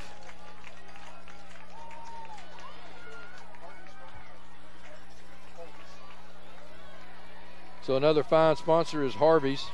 Two names in Oliver Springs you can trust, Harvey's Furniture and Jameson Bedding. They've been in business since 1883, and Harvey's Furniture has served this community since 1948. So go by and see all of the amazing latex foam rubber beds. When it comes to bedding, you can trust Jameson and Harvey's Furniture. Downtown Oliver Springs, 435-7359. Well, we said probably around halftime or middle of the third quarter that composure, focus was going to play a big part in this football game, and it has done that. But just at the time when you thought that Oliver Springs had put Coalfield away, it was 4th down and about 4 at about the 15-yard line of Coalfield, and Coalfield held Oliver Springs and took the football. And at that time, Coalfield takes the ball down and scores and gets an onside kick and comes back now with 58 seconds left to score again. So this kickoff is going to be a high, short kickoff that they let hit at the 10. And again, Oliver Springs just waiting for the ball to come down, and Coalfield right there on the spot. And that one almost bounced to Coalfield as well. So it's going to be 90 yards for Oliver Springs with 56 seconds to go. So I'm sure now that Coalfield will put a safety 25 or 30 yards deep, and there's McKinney, who's going to be a safety, and he's lining up back at the 25-yard line. So Oliver Springs waiting for all their players, and back to throw. And a little reverse, and Hill now looking, and Hill's going to try to throw it, but he'll be hemmed in and hammered, and a flag comes down. So it either face mask or, well, Coalfield clapping. I don't see what it could be over there. There was another white shirt over there. So here comes the official to tell us personal foul, horse collar. So that's 15 yards for Oliver Springs when they were going to be thrown for a loss. But you lose 10 seconds. You lose 10 seconds on the clock, but you gain the 15 yards, so it's going to be a first down for Oliver Springs at their own 20-yard line.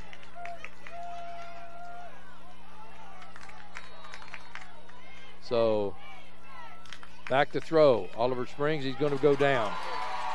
Big play that time by Coalfield. Oliver Springs has got to call timeout. 40 seconds left. And Hensley that time with a big play for Oliver Springs on the big sack.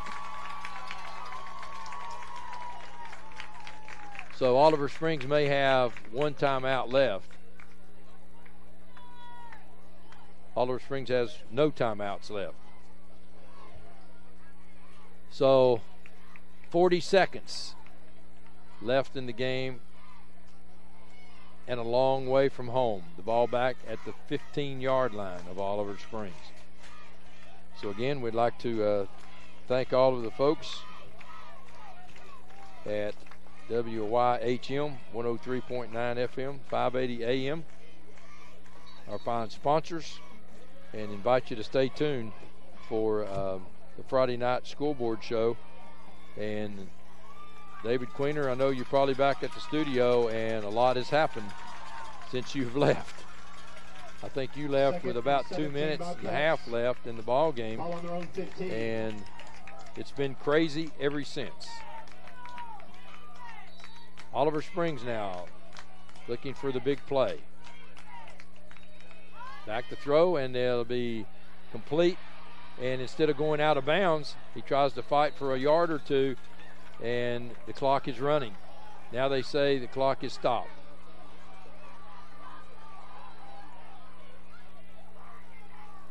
Now the clock is running.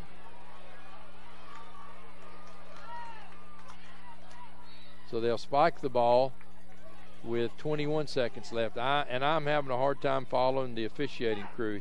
The side judge said, stop the clock. It was a first down. They started to play without the chains moved. Now they're going to move. Now they're going to move the chain. They're now just moving the first down chains. Oh well. And it's first down. 49-8 Greenback over Midway. So they gave them a first down. I'm really not sure what's going on.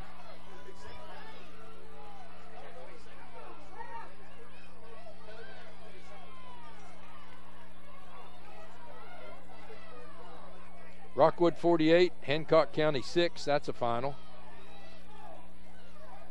So the officials now, again, still trying to figure out what's going on. And now they still don't have the chain square. And now we've gone from first down to third down. Now it's third down. So now they'll meet together again. And guys, again, this is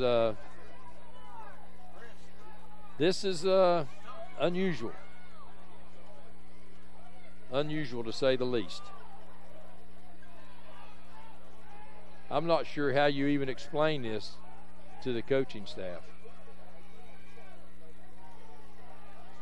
So now they're going to take the chain back somewhere.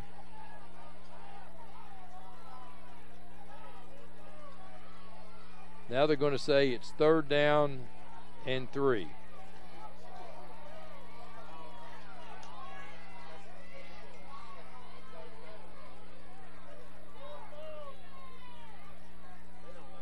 Folks, I mean, this is what gets you in trouble. So now Coach Henry's trying to call the press box to find out what down it is.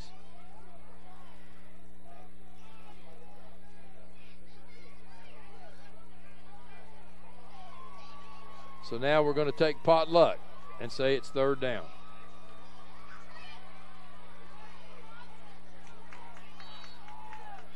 Wow, wow. Back to throw on the screen pass. The first down, and he's out of bounds. Pass. White catches the football. It's going to be first down. Complete to Landon White and out of bounds. So now they're going to move the sticks. It's first down. But there's 24 seconds left now. And the Bobcats have a long way to go. Wildcats playing up the road. 32. So Hill's in the slot to the bottom of your screen. Back to throw. Looking, and it's going to be batted down. So it's an incomplete pass with 18 seconds left. Batted down. Incomplete.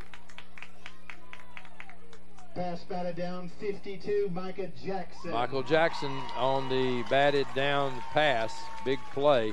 Second down and 10, but more importantly, 18 seconds left on the clock. Second and 10, Bobcats. Bobcats trail, On their own 32. 22-16.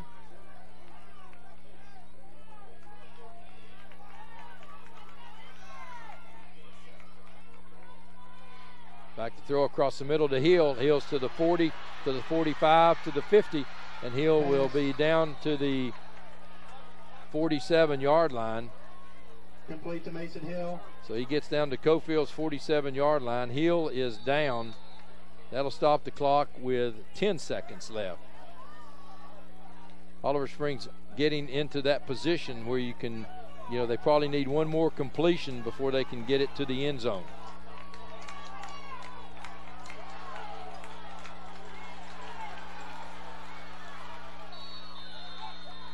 And there'll be illegal motion, and 5 seconds off the clock.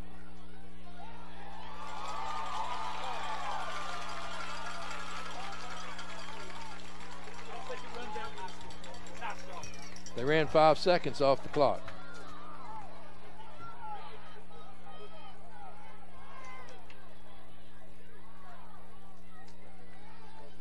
So now we'll have another confrontation. So now they're coming to the clock operator or coming to the coach to tell him to have some time added to the clock. So now they're saying put some more time on the clock. Oliver Springs penalized 5 yards. Dead ball foul, false start. First and 15. So they're going to add some time to the clock. Let's see how much they add. It was 10 seconds left. 10 seconds when they started and had the penalty. So let's see how much time.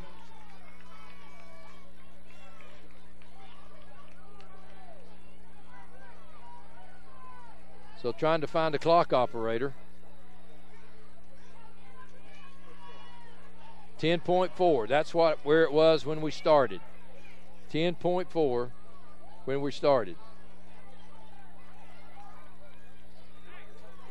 Now they're having trouble communicating to the press box. 10.4.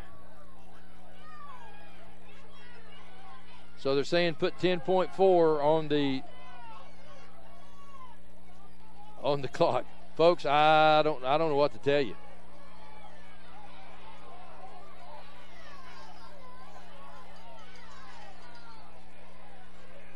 .4. Now we're ready to go. Winding the clock. Back to throw.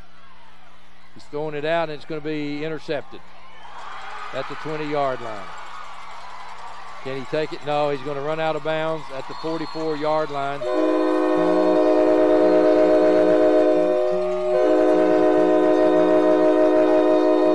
Whitsenberg on the interception. Whitsenberg on the interception.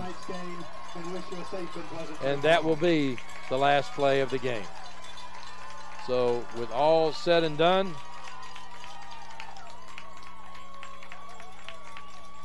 Coalfield comes back to win this football game 22-16. What a finish we had, and what a start you will have on the Friday night scoreboard show. David Queener, Jonathan Cox in the Ron Berry Insurance Studios back at Randolph Road Studios. We'll say so long till next week from Midway, where Midway will be taking on Oliver Springs. So we'll have the Bobcats again next week. Have a great week, everyone. The Harriman Utility Board provides electric, gas, water, and sewer services for the city of Harriman, as well as most of Roane and Morgan counties. Recent major projects include an upgrade of our 161 kilovolt electric substation. Another ongoing project is the rehabilitation of an antiquated sewer system, including an upgrade of our wastewater treatment plant. These projects will improve the quality and reliability of these services and meet state and federal requirements. For more information, visit our website at hub-tn.com or call us at 865-882-3242. Reno Sporting Goods, your first choice for sports equipment. On the court, on the field, or in the stands, Reno's has the brand names you want. All the latest from Adidas, Under Armour, and more. From custom embroidery to screen printing, it's all about the game. For over 30 years, Reno Sporting Goods. Planning a funeral can be difficult at best, but it can be a lot easier if you work with people who care. That's Davis Funeral Home in Harriman and Wartburg. Davis Funeral Home gives attention to every detail, ensuring your loved ones will be remembered with honor and integrity. Davis Funeral Home works very hard to give you the most professional service possible. Davis Funeral Homes, Morgan Avenue in Harriman and Old Mill Road in Wartburg. Davis Funeral Homes, people who care.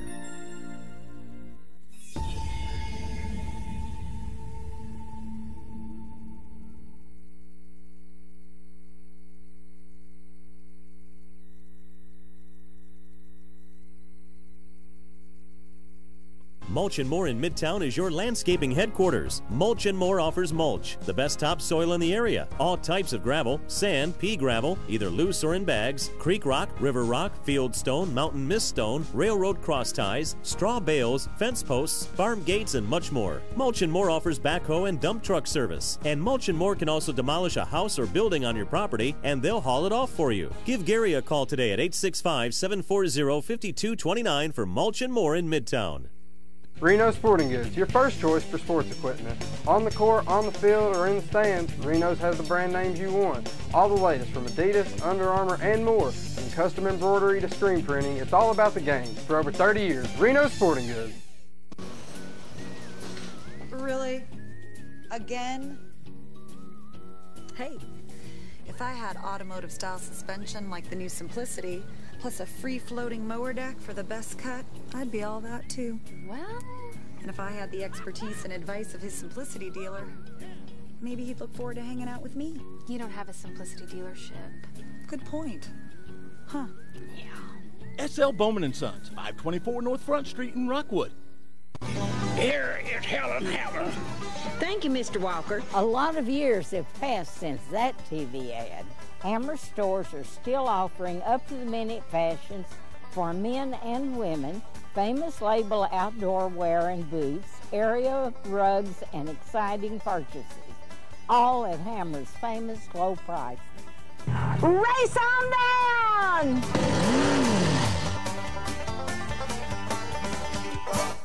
Evans Mortuary has been serving the needs of families in and around Roane County since 1976.